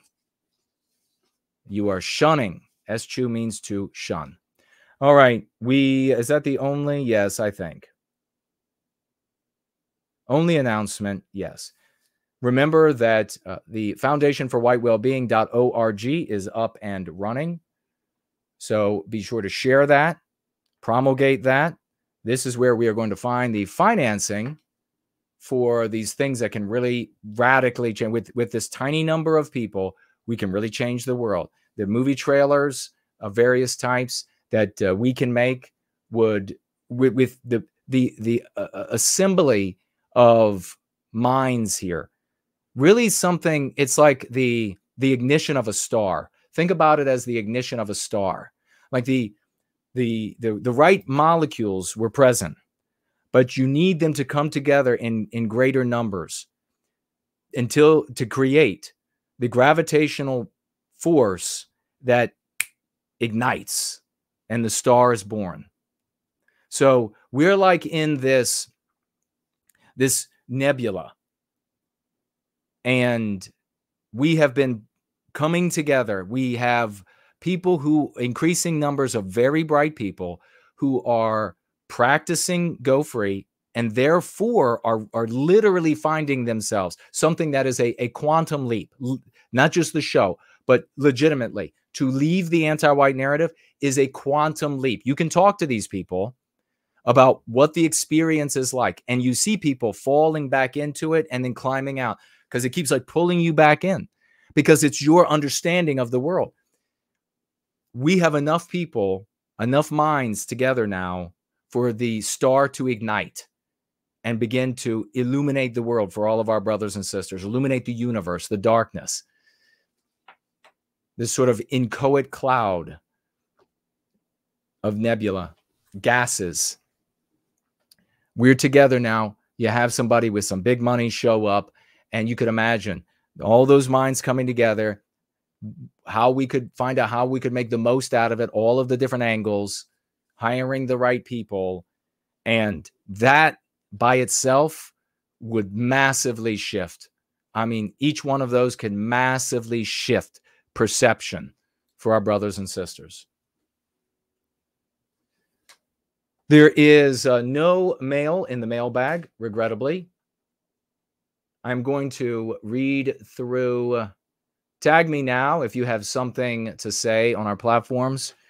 I'm going to jump into the content creator share segment, starting off with the Foundation for White Wellbeing, and then we're going to be getting to the Twitter space. The Foundation for whitewellbeing.org. Andrei Moisejev on YouTube at Art of Myth. whitepeoplepress.com. schoolofthewest.world. Yiz the Unifier on YouTube, and she has her show Discordant Dragons on Mondays. Is that right? And then Thursdays for Empire of Lies. She also has the Corner Club.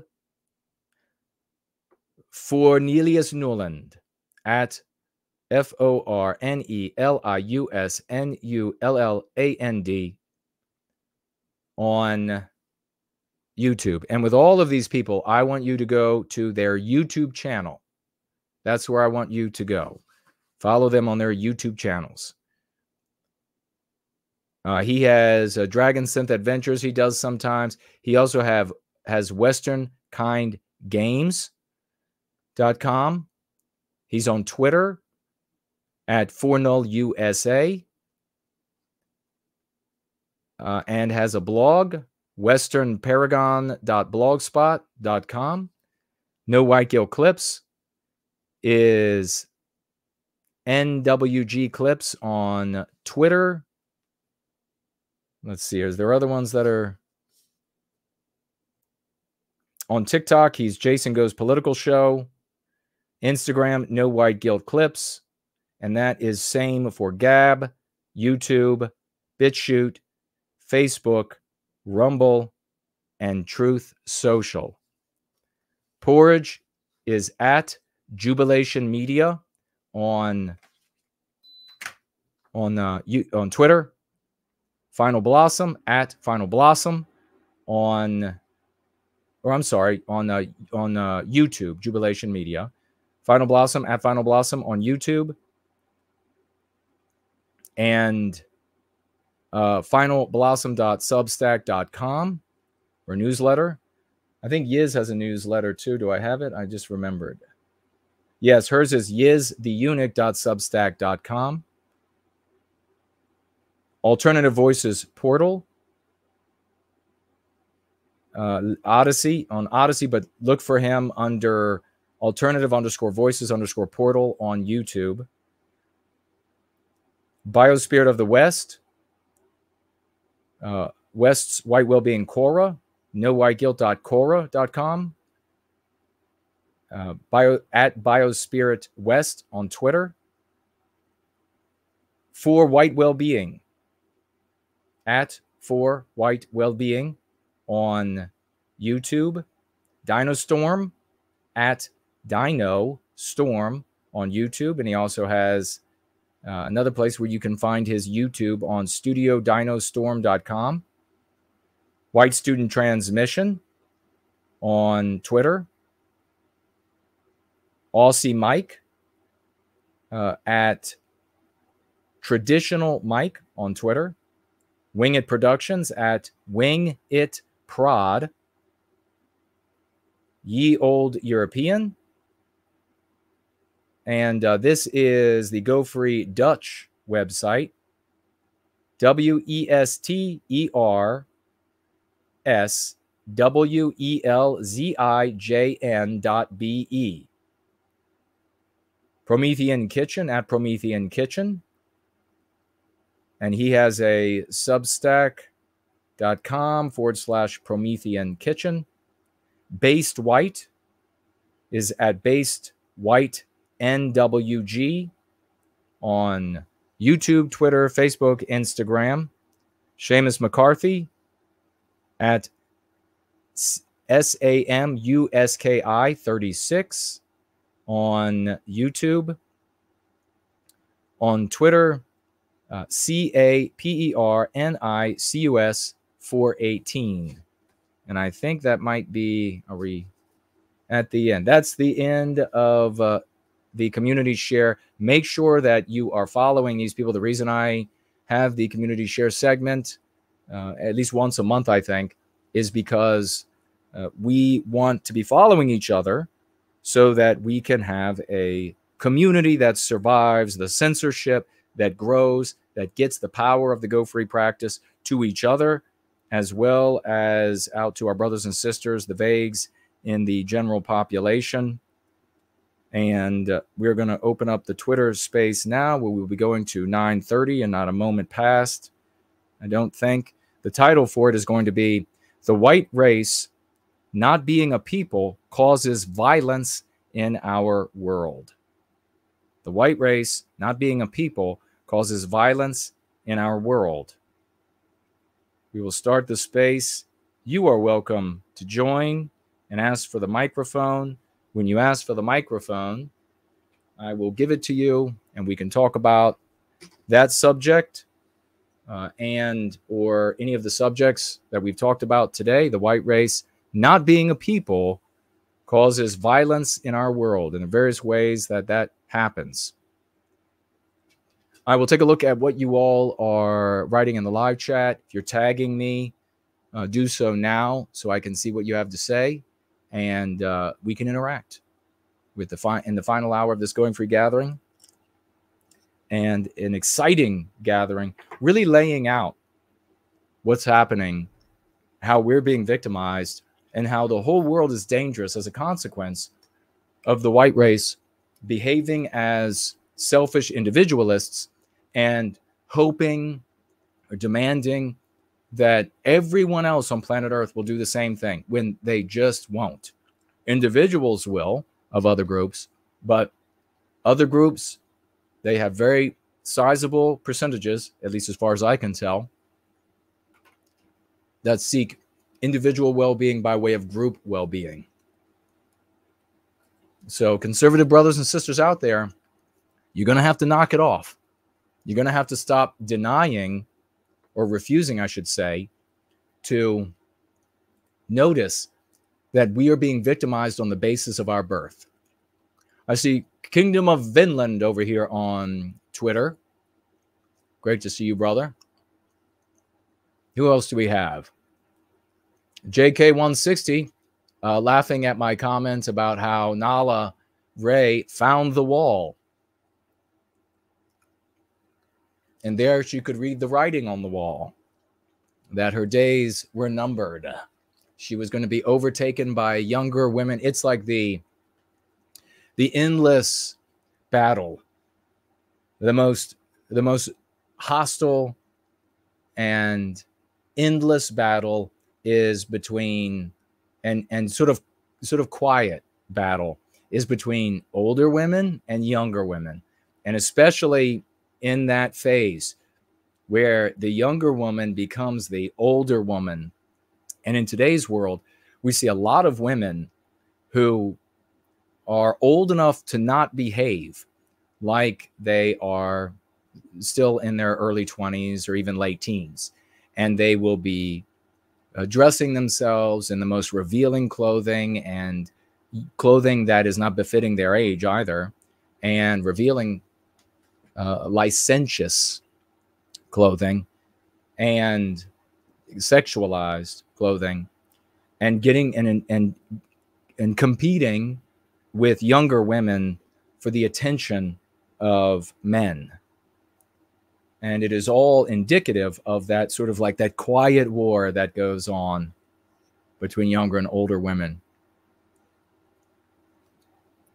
Kingdom of Vinland says, do you think a white positive podcast would be a good way to spread white well-being? Yes, I do.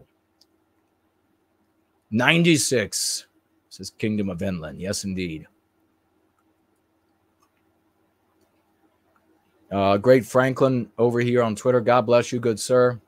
Helping direct people. Franklin is really just a saint. He's really a saint.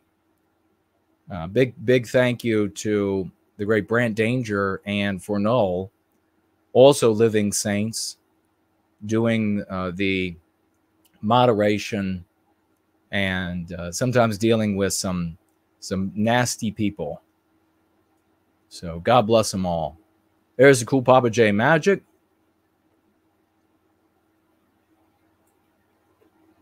Yeah, you can tag me on Twitter, and it doesn't change color for me, but it makes it easier for me to find that you have something specific for me rather than just a conversation.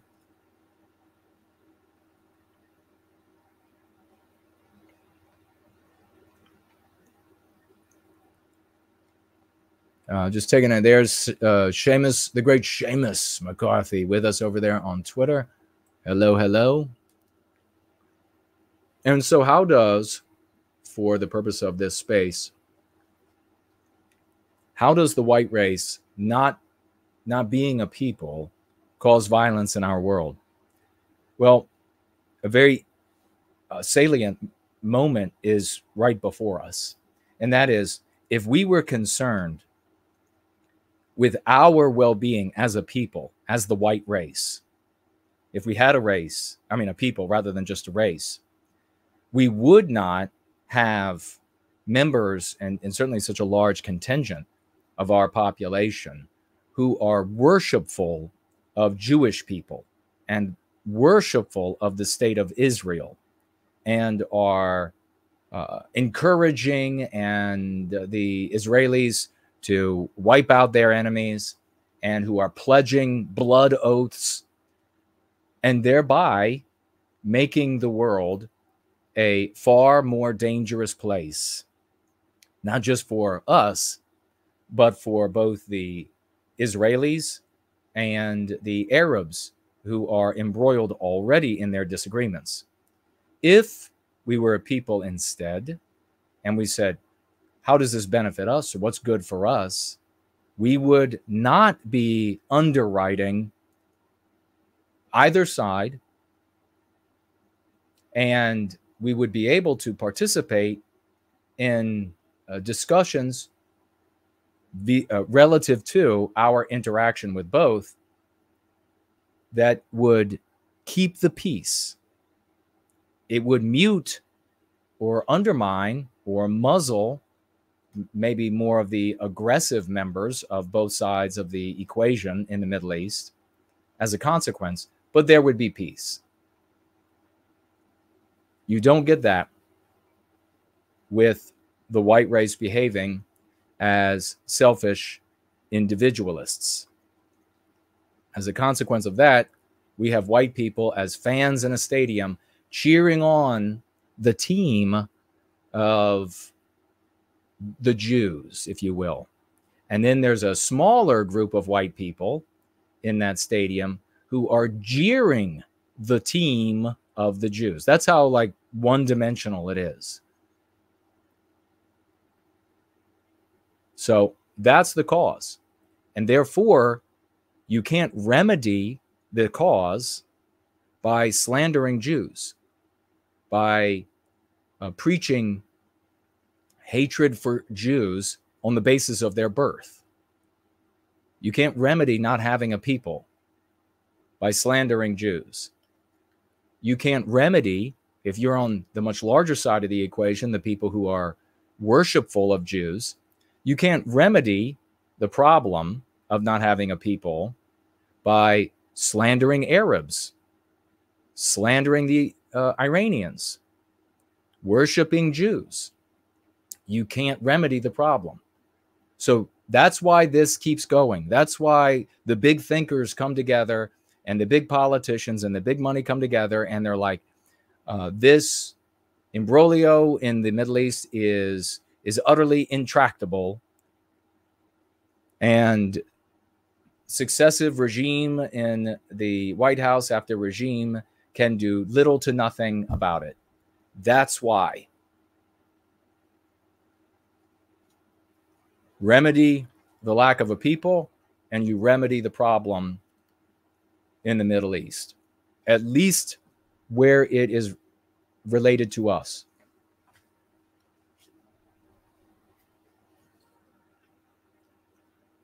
All right, looks like we have a request from Mike, and I will get to that in 1 moment. Let me just have a quick look here and make sure we have, looks like over there in D Live, Spartan has financially gifted 1 ice cream of cryptocurrency. Thank you so much, Spartan. And the great ForNull has also financially gifted 1 ice cream cone. And then just now, this very second, Spartan has financially gifted 2 ice cream cones and 5 lemons of cryptocurrency. Thank you both. That's awesome. It's looking glorious over there with ice creams and diamonds. And Spartan just financially gifted, just this very second, 1 diamond ninja of cryptocurrency. 1 diamond ninja of cryptocurrency is over there. He says, welcome, Sir Jason. Well, God bless you, man. Prometheus bless you. And your funny little ninja diamond character. God bless you. Thank you for that. Well, let's check over here and see on Odyssey if there are any financial gifts, and then I'll come back to any tags. I don't see any. So we'll turn around to here real quick and we'll get to that microphone. Hold tight. We'll check Subscribe Star, and I will be keeping my eyes on Rumble and Odyssey chat. Make sure you tag me to help me see what you would like me to see. Okay. Didn't miss anybody, so we will go ahead and see what we have. Oh my goodness. It is the one and only ForNull. You are approved, my brother. Unmute when you are ready.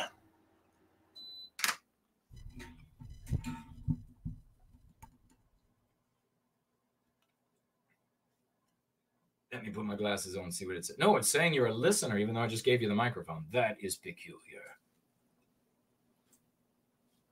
I will try to pass you the microphone. I sent an invite. We had that happen on Wednesday too, didn't we? We had a couple times where I gave somebody the microphone, Elon Musk, and suddenly they lost connection. Just the missus is here. Hello to you. Janice is here. Hello to you. Who else is over here? Yes, folks. Spud Ruckus is here. Great to see you. Oh, here we go. Hello. Hello, brother. All right. Hey, how you doing, Jason? Oh, I'm glorious, brother. And to be able to stand with you is such an honor. And I'm so thankful. In all seriousness, I have days where I'm thinking about how hard things are and how many people are anti-white and how many people are refusing the medicine that's good for them. And I genuinely feel like grateful to God that you and these others here that are in sort of our the Knights of the White Table have come together and we're making it happen, man. So I'm good. Same here. I feel the same about all the Knights of our White Round Table. We've got some badass champions, some really courageous people who, you know, we got all these other people out there making content to become popular, following the path of least resistance and gaining popularity and making no headway for white well-being. And then you've got people like our champions who are not conformist. They're conformist to the ways of white well-being, but not to the ways that are going to gain popularity and just stick to it no matter what. And that takes true courage. So absolutely, I feel the same way to be a part of that. God bless you, man. It's something in this dark hour of the West to be able to see clearly the storm. It is I mean, think about it like in a movie's sense. You could imagine like the good characters, like they're able to see the dark clouds. They're able to see the effluvium that is harming everybody. Whereas the ones who are the uninitiated are unable to see the source of the harm. They just see the outcome of the harm. You know, it's kind of That's true. It's fascinating. It's fascinating how deep. Oh, you're talking still. No, I'm not. It's you. Oh, okay. I'm watching the video on Rumble and it's late. So your mouth was moving. I'm like, wait, did he cut out? And I'm not here. Okay, yeah. No, it is fascinating. The whole thing, you know, it's psychological warfare, as you say, on a genius level. And we're but a few people who are able to see through it with your help, all the work you did as a foundation to getting through it, viewing it through the lens of Go Free, and then, you know, everyone who's contributed to that, all their work.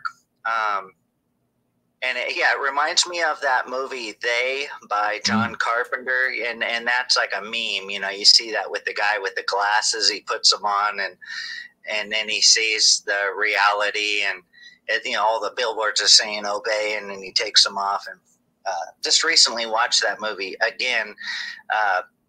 But anyways, yeah, it's the hard part for me, and then I'll get to the topic, but the hard part for me is just the demoralizing aspect, because we got people who are white sympathetic, in quotes, you know, who are so infected with MPs, and they, you know, they're coming after us almost more than the liberal anti-whites, you know, but it's like the insane asylum, or, you know, the insane asylum being led by the insane people, or however that thing goes, you know, and right. And the same people, we're so few, we're so small, it can be demoralizing sometimes, because we don't have that popularity to bolster us. We just have to be strong in face of opposition from everywhere. And yeah, that can be tough, but you know, you just got to stay strong. And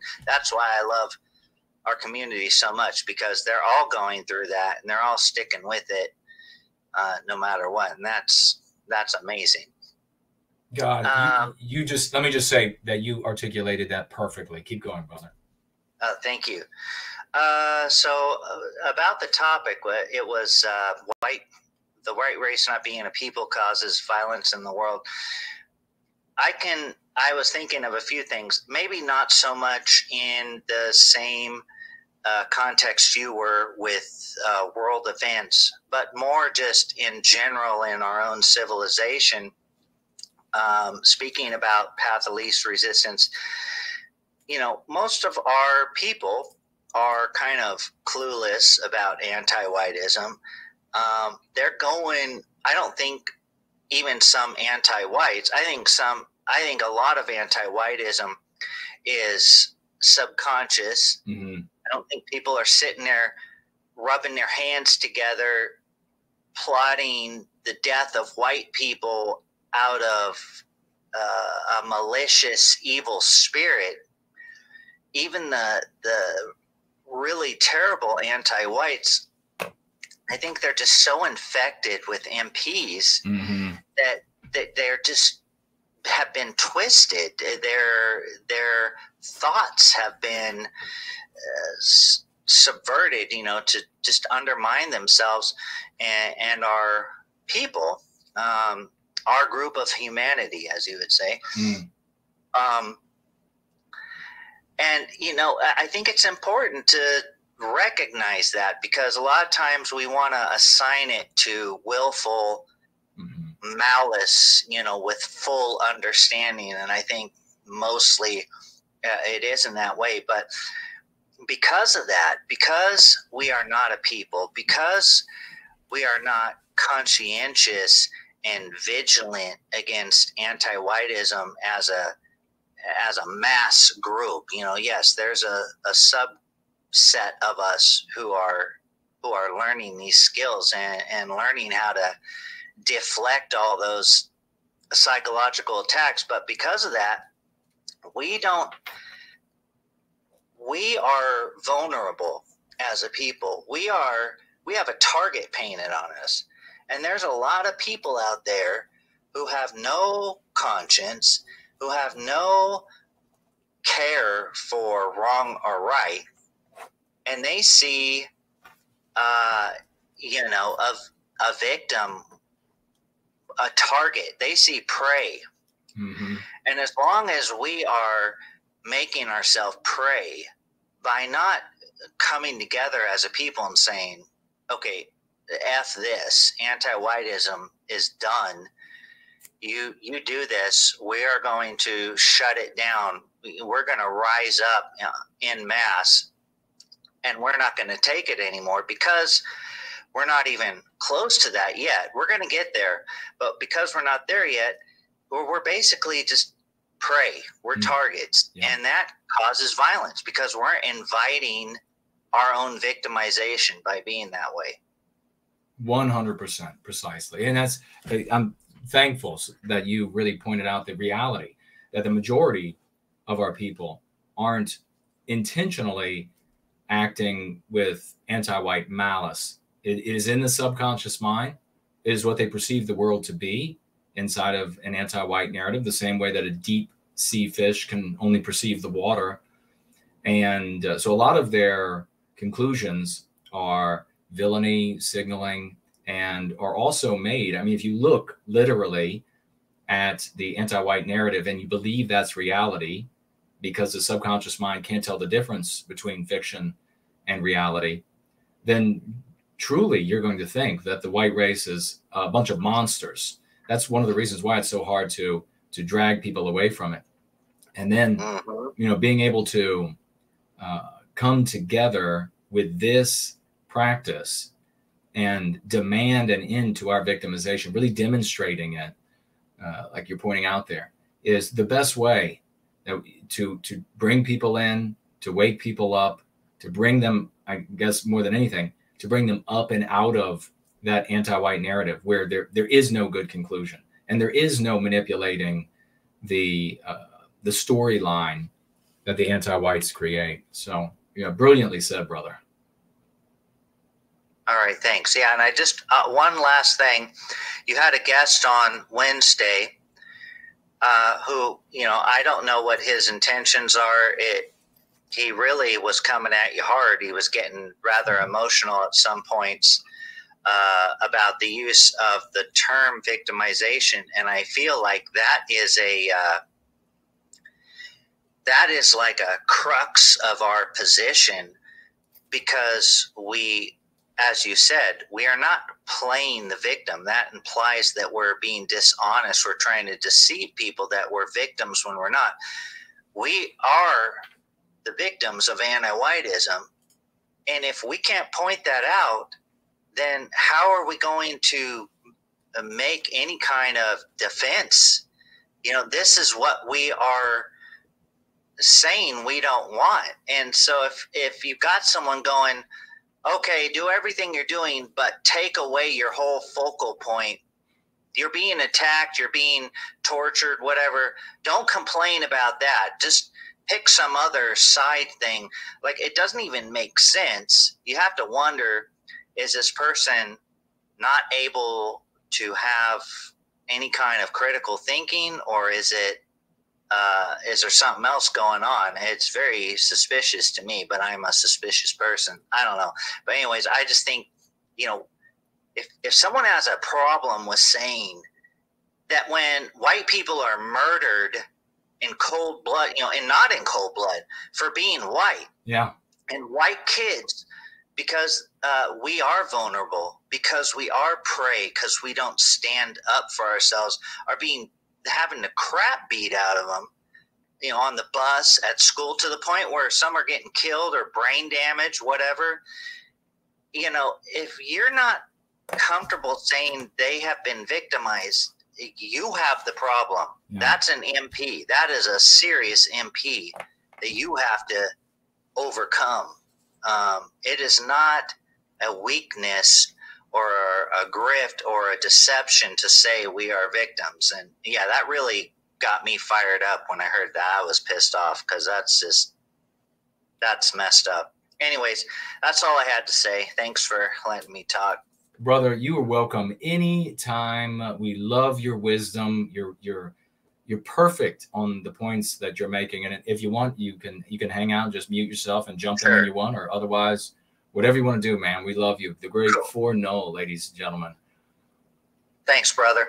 God bless you, man. Yeah, my experience over the years and the arguments of deny our victimization have been around forever and failing forever. When I first got involved with the broader white sympathetic sphere, 17, 18 years of age, decades ago, those arguments had been there for generations before. The arguments from the perspective born out of, and I guess maybe that's to reveal right away what they are, is that the perspectives, and we talk about this, so Knights of the White Table know this, that it's born out of selfish individualism to claim that something has to be done before there can be well-being, before you can demand an end to our victimization. And you can see very easily with the analogy I gave about the bee's nest on the porch. The unspoken premise there is that your life is ticking along beautifully at your house, except this bee's nest is causing a problem. It suddenly showed up and there's this bee's nest. Therefore, if you can just get rid of the bee's nest, your life will continue ticking along as it was before. And then what these people do is, on top of that selfishly individualistic motivation, they try to build this big lattice work of other reasons and then other things they're trying to achieve to try to make it seem more honorable or noble or legitimate, when in reality, just like every other set of pretexts a customer or whatever it might be might give you, it's in order, they are made in order to conceal the real reason for what they want and why. And maybe for some of them, they don't even know that it is simply selfish individualism that's motivating the desire to get rid of the bee's nest. To understand how the difference, the enormous difference between a selfish individualistic approach, which is all the others, and then the communal approach that builds a people, is maybe in the analogy, the bee's nest isn't on your porch, but it's on another white person's porch. It's not a problem for you, but it's a problem for one of your people. If you're endeavoring to have well-being, individual well-being by way of group well-being, then you would want to rid your neighbor's porch of a bee's nest. That's not happening. And you can see that in the spoken and unspoken premises, in the arguments that these people make. And Wednesday was all about really two things: destroy Christianity first, and then everything will be better, because these people view the Christianity as their personal problem, as the thing that harms them personally. And the same thing when it comes to don't talk about our victimization. I've really thought over the years that argument is inserted artificially by the anti-white psychological warfare operators because of how deleterious it is to defend oneself. You can't defend oneself and one's people if you don't talk about our victimization. It's impossible. You are mired in useless arguments, investigations, research, etc., of what other people's are and what other people's are doing. And we can go to the analogy earlier in the gathering today of the stadium. And that is, like the great Slots pointed out, that's just, naysaying, that's booing a team on the field. It doesn't make a people to boo a team on the field. And you think about it, for example, when it comes to the Jaysbergs, the people who hate Jewish people on the basis of their birth, You think about, even if their argument, which is that, well, once enough people hate the Jews, once enough people slander the Jews, like they slander the Jews, then everything will be better. Except it won't, because you'll still have a stadium full of selfish individualists rather than a people. And it's the lack of a people that engenders the worship of other races that are a people, and the slandering of other races who are or that are a people. So the thing that we have to do, I mean, you all must absolutely, your heads must spin thinking, how is it that Jason has not been heeded in the white sympathetic sphere for all these years? Why are they pushing back? It's so obvious, as we articulated and demonstrated, that this is indeed the only path to ending our victimization. And the answers, of course, the answers to those questions are unfortunately based in ugly character traits, bad characters, people who are in the service to white sympathy for their own enrichment, aggrandizement, etc. So, yeah, I've seen those and heard those arguments and defeated them many, many times over the years.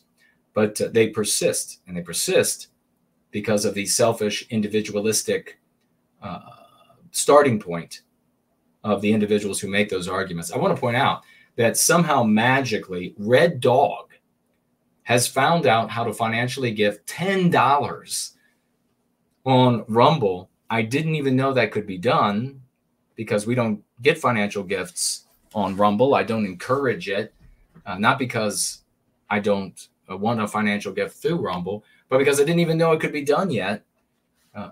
At least for me, I thought that there would be something I would have to do to enable it.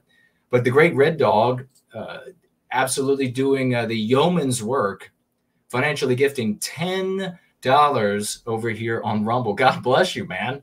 Wow. Maybe we definitely need, I mean, look, we come over here, no YouTube today, and we find out that we can get financial gifts on Rumble. I love it. He says, when you force terminology, you force ideology and take over the narrative and the moral high ground. Folks, get this man some salutes. If somebody else had financially gifted on Rumble, I didn't see it, then I apologize. But Red Dog, let me know if you did or anybody else did. But big salutes to Red Dog for potentially being the first to financially gift on Rumble, and for this absolutely brilliant take. When you force terminology, you force ideology, 100%, and take over the narrative and the moral high ground. God bless you, Red Dog. Much love and adulation for Red Dog 555 over there on Rumble. So cool. Hey, folks, if you can financially gift on Rumble as well, then be my guest. Try it out. See if you try it out with like $1 and see if it works. But that's fantastic. God bless you, brother. I'll be looking for other tags. ForNull, did you want to say anything to what I just said? If not, then we got another request for Mike otherwise. But no, brother. Okay. I'm good. Cool. That was perfect. We have here, wow. Get out your raucous emojis and your celebration. Celebrate with some 07s, some crowns and gems for Jay Bishop, who just financially gifted over here on Cash App $50. And she says with those $50, for crushing the anti-white narrative. God bless you. Thank you so much for that. 50 White Wellbeing dollars from Jay Bishop over here on Cash App. Big celebration. Thank you so much. And let's see, I'll check out Subscribe Star. Nothing will stop us. We will continue coming together. We will continue changing the world.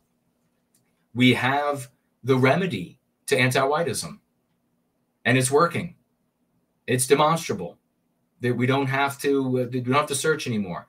You know, it strikes me that you're confronted with maybe building a bridge, since we've had some bridges have some issues in the U.S. recently.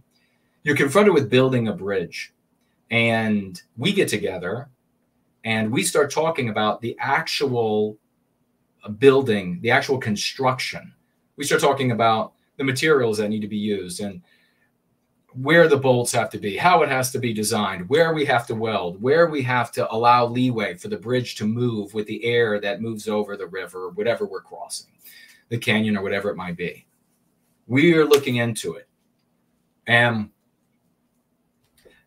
elsewhere, you find content creators that are bemoaning, groups of people that bemoan that there isn't a bridge. They bemoan that nature gets in the way of crossing this area easily by way of this river. They talk about the sources, where the little creeks all come together. You know where this river came from, don't you? They talk about upstream, where there are cascades that water comes in, and there are fountains where the water flows down. And then they tell you all about all of these different little estuaries and watersheds where the water makes its way down. That's why we have this godforsaken river that makes it hard to get to the other side. You find other groups of people that get together and they talk about the philosophical and philosophical underpinnings of what bridges are and how they enable folks to travel and how they facilitate commerce and all of this. There is a group building the bridge. That's us. We need people, we need financiers who have the ability to step forward and to hire us, if you will, to get this bridge built so that we can have traffic crossing this once impassable or maybe nearly impassable challenge for our people. So thank you so much. Ivan the Hobbable is with us as well. We have another request for a microphone. I will pass it over, and I'm going to keep my eyes open for financial gifts and anybody tagging me. So tag me anywhere. We do have, looks like over there on Odyssey, a tag from PD writes, did you see the Trump's crazy posts on the media recently? He said Congress must, is this cast? What is that word? Maybe it's pass unlimited aid to Israel. In another post, he said that Iran just killed an American. Biden must retaliate now. Well, yes. I mean, I didn't see those specifically, but I saw people talking about it. And you know what's awesome is that in today's gathering, we've been talking about how we can't remedy this problem of the entire United States government going into overdrive for Israel's problems, Israel's issues. The United States government drags its feet and actually does the opposite, works against us when it comes to our well-being. But Israel have an issue, Israel has a problem, Israel has an ambition. The entire United States government, you look at it right now, we can all see, both parties are pledging limitless funds. The candidate running for the Republican Party pledging limitless funds, limitless support for Israel. Anger for Israel, anger for Jewish people, or that percentage of Jewish people who work together for individual well-being by way of group well-being, and slandering that behavior does not ever stop it. It does not ever end our victimization, because the fact that we don't have a people, we just have a race, is what causes these things. So that's what we have to address. The case is closed. The argument is done. I know there's inertia from the past of this is the way it's always been done for many generations. And I know that on that bell curve of the IQ of the white race, that on that left dumb side, all those people are able to very easily articulate the incorrect conclusion and assessment of our challenges. And so therefore, there are going to be many of them who are willing to slander and willing to beguile and mislead and attack. But that's why good people, smart people on the right side of the bell curve have to say, enough is enough. We're not going to tolerate anymore. This is clearly, pellucidly the way to go. And this is clearly the answer and a correct assessment of our challenge. This is what we have to address. So thank you, PDG, I think it is. And we have, let me see who we have here. Request for mic. It's Jacob, who has it's an Israeli flag. The mic is yours. You can unmute when you want, as an Israeli flag and his title. Okay, there you go. I don't hear you. Hey, what's up? Hey, what's going on? Yeah. Hey, not much. Yeah, I just had a question for you. So you're talking about like controlling the narrative and like, you know, coining terms, controlling the vernacular and the colloquialisms. But I'd like to think that also entails refuting the terms they made up, which I would say anti-Semitism is like a term that they made up to control the narrative. I'm curious what your thoughts are on that and how we would refute that. I'm curious, you know, I think there are unironic anti-Semites. And, you know, I'm curious what your thoughts are on that, if that makes sense. Yeah, Jacob, great question. We don't need to sort of unpack the creation of the terminology of anti-whiteism with the purpose of identifying the creators, if you will, of meme pathogens. We prohibit their use. Hold on one sec. There we go. We prohibit their use. And so that's how we combat. We say that to use their terminology is to legitimize their ideology. That's why you'll hear me say like anti-Jewish or anti-Jew behavior rather than anti-Semitism. Now, for a Jewish person, anti-Semitism can be used. It's possible for it to be used in the world without it being anti-white. But relative to me, it's always anti-white. Could I get into a conversation with a Jewish person where in his perspective, where he is in the world, there is an anti-Semitic act or an anti-Semitic sentiment that has nothing to do with harming my people and our countries? It's possible. And I could entertain the argument about what he or she is calling anti-Semitism. But when it's in connection to me and my countries, I don't think I've ever seen an instance when anti-Semitism wasn't used as part of anti-white ideology. So that is how we prevent the uses, but merely by prohibiting it. And you can say the effective and productive way to talk about the creation of these meme pathogens and or how they interact with us and intersect with our well-being by discussing that they are the goals and creations of anti-whites. This centers us in that conversation. It puts us in the moral position of being aggressed against without provocation. Our birth is the provocation to an anti-white, rather than discussing other racial groups and whether or not they have instinctual or etc. Because when you talk about other groups specifically, you are implying, and in many cases outright stating, that this is some sort of intrinsic, especially when it comes to people demonizing Jews, something intrinsic, something natural for them. So yeah, I would not use anti-Semitic. I would use anti-Jewish if people are being anti-Jewish, slandering people on the basis of their Jewish birth. But otherwise, we just prohibit those concepts. Does that answer your question? Yeah, that makes sense. Cool. Thank you, man. Thank you for chiming in with your thoughts.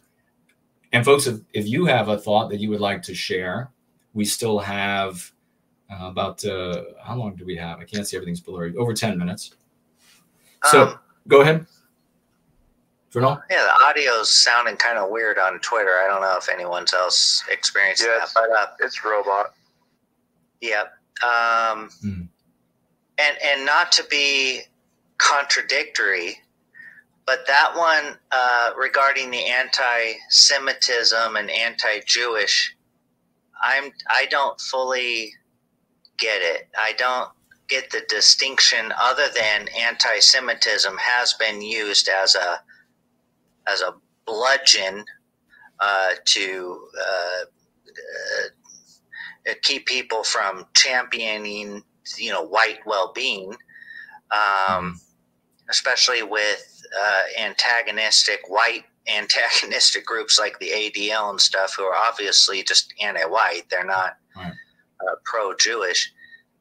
But yeah, is it just because of that reason?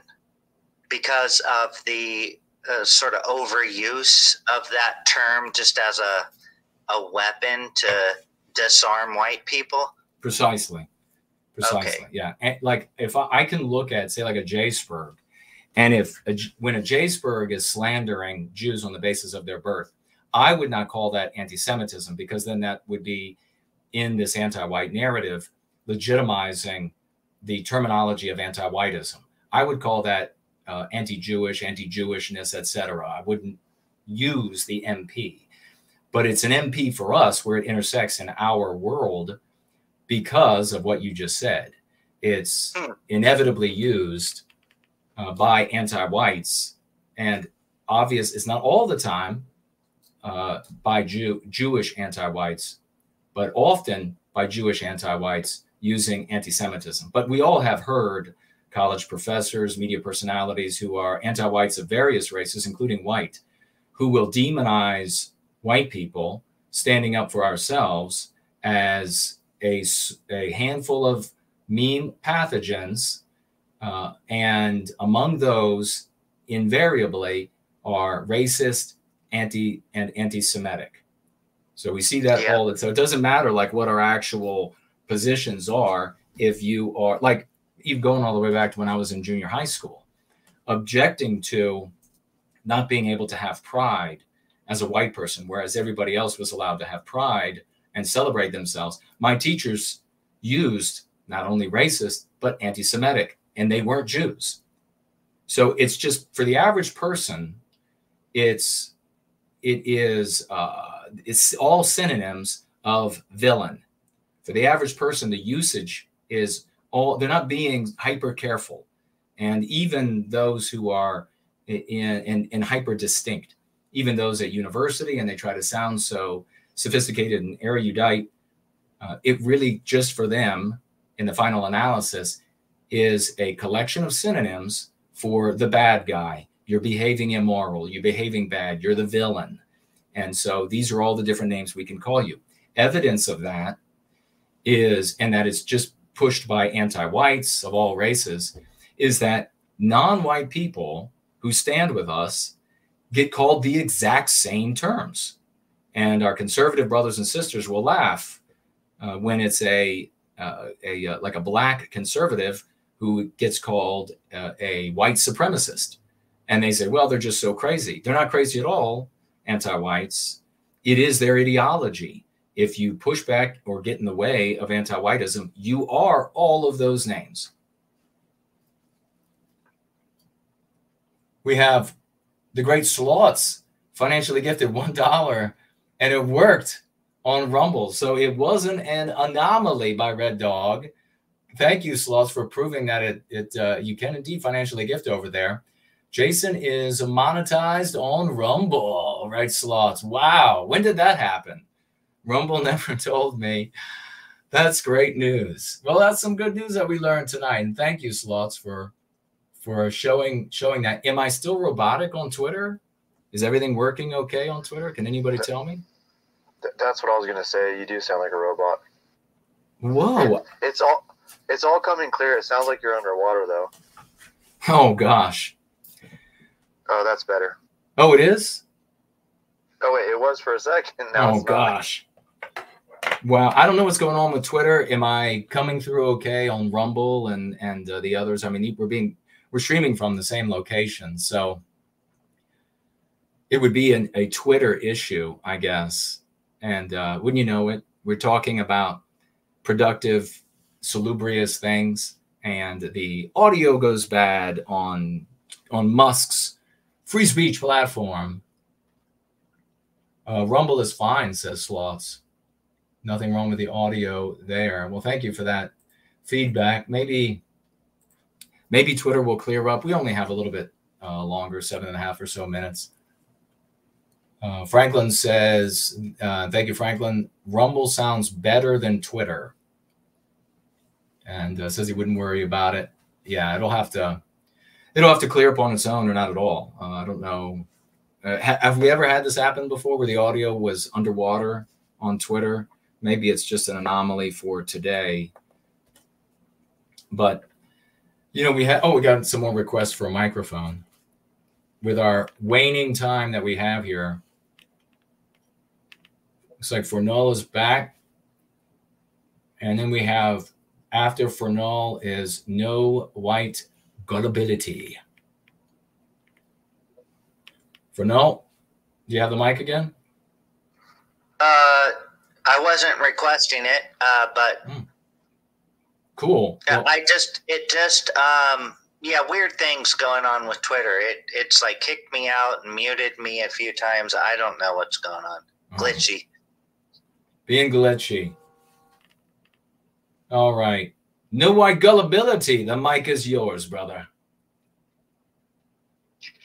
Hello, white positive community. Great to hear from you. Great discussion tonight. You raised a question. Selfish individualism, right? We're talking. So, do you think it's tied to the universal morality of Christianity, or does it go deeper than that? It's more of like a white biospiritual or just cultural phenomenon that's sort of independent of Christianity, the selfish individualism. Great question. And it is definitely something that is intrinsic to white people, that was genetically beneficial to us for a very long time. This hint, if you will, not what we see today is not what I'm talking about. I'm talking about something that's much more muted, the selfish individualism of white people, and was a benefit to us in all other periods of history. It enabled us to build Western culture and then therefore Western civilization. Having said that, anti-whiteism will naturally take a deleterious ideology for our people, would naturally amplify anything that could undermine, anything that could be used to undermine. So it's why one of the reasons why in Prometheus Rising, and with Prometheus Rising, Take Back Your Destiny, my book, I attempt to educate folks on how ideology that's harmful to us uses not only our weaknesses, but our strengths against us. It turns the weaknesses of ours into strengths the strengths of ours into weaknesses for anti-whiteism.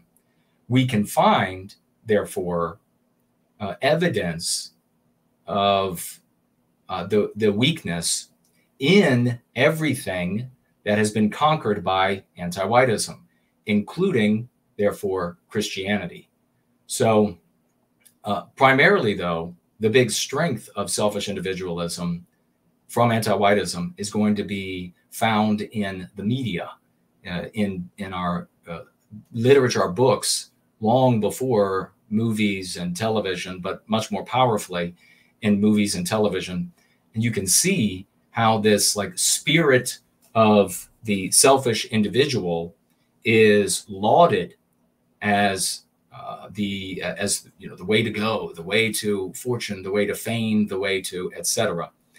And it is a concomitant also of the worshipers of economy, of the people who want to exploit others for their own enrichment.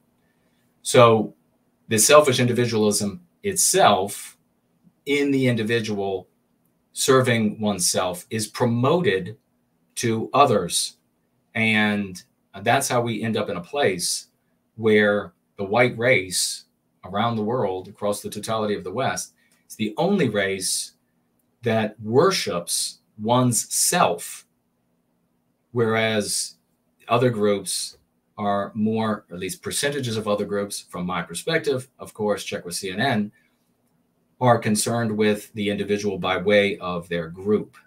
So conquering anti-whiteism with the Go Free practice will see all of these previously enemy, if you will, enemy occupied or victimizer occupied territories, will see a change in the worship of and the lauding of selfish individualism, including the church.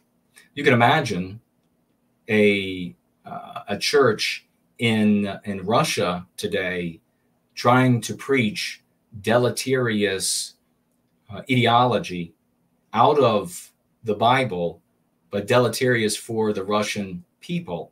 And Russia would be far less inclined to tolerate that. And by that, I mean the actual people in the congregation would be far less likely to tolerate that than in the United States, for example. And that's because of the amount of anti-whiteism and the types of and presence of anti-whiteism. So yes, great question. Thank you very much. And I'm getting, you all can't see, but I was getting applause. Thank you so much for that. No white gullibility. Oops. Gosh. No white gullibility. Thank you very much, brother. Let me see. We just have a couple of minutes left, a minute and a half. Let me make sure I didn't miss anybody here. Kingdom of Inland says, no white guilt. Maine is the whitest state in the U.S. This is most likely why its crime is so low. Yeah, there is less crime where, or fewer crimes where we are by ourselves. And part of that is due to a propensity to genetic born propensities, or what we believe to be genetic born propensities. Again, I might be wrong, check with CNN. But also, we talk about this, and there's a little bit of an incorrect assessment of it, where people will talk about just the homogeneity, and homogeneity ipso facto results in lower crime, and that's simply not the case. The way that homogeneity will result in lower crime rates is because biospiritually it is condemned by said people. The crime that's inflicted on others is condemned. And so that's why in the past, in the U.S., say, just take the U.S. for example, where our mores had not been white erased, people, civilians, would stop crime. It just, that was a danger to themselves. They just felt biospiritually that was wrong. Instinctually, without having to be taught, they knew that it would undermine what biospiritually recreate. It's at odds with us. So in other words, there wasn't this like academic assessment and evaluation of the boons to, or the harm to, the detriments to the civilization or the culture or the social construct, or et cetera, the social contract, et cetera. There weren't these kinds of assessments. It is our instinctual projection onto the world that in its harmonic production creates our culture, Western civilization. And things that are at odds with that projection, that instinct, we find abhorrent, and we object, and we move against. Anti-whiteism has victimized us by saying that those mores, those norms, those things you feel as a white person are evil. And so that's what makes anti-whiteism the worst, the actual worst evil that has ever existed.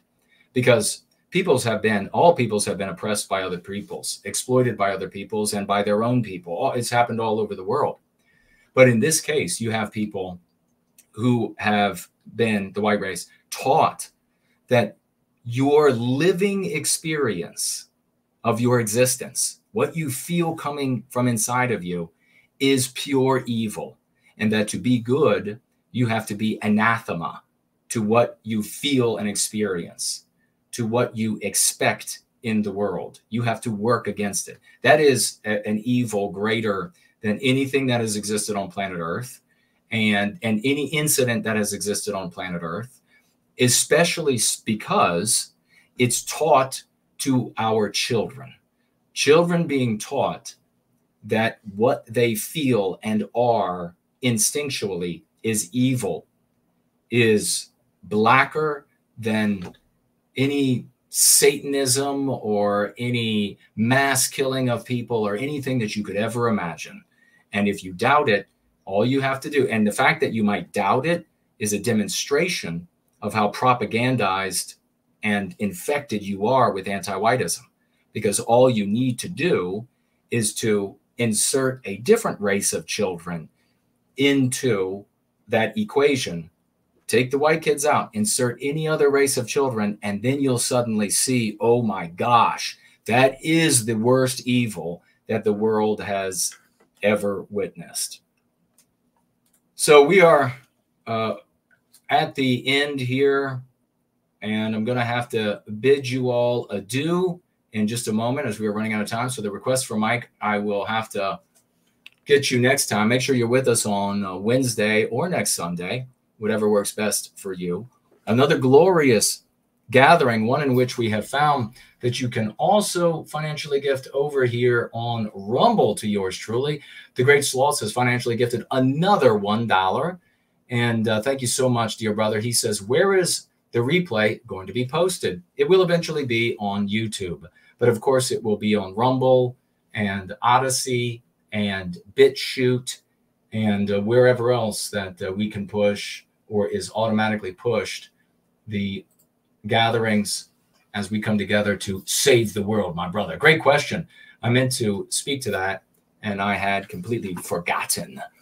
We will find a way to get up on Entropy again, even without YouTube, if that is possible, but we'll see. We have over here, what did we have?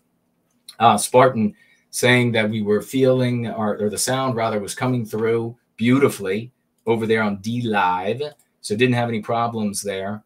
And it looks like otherwise we have gotten to everyone, not missed anybody. So what an epic gathering this was.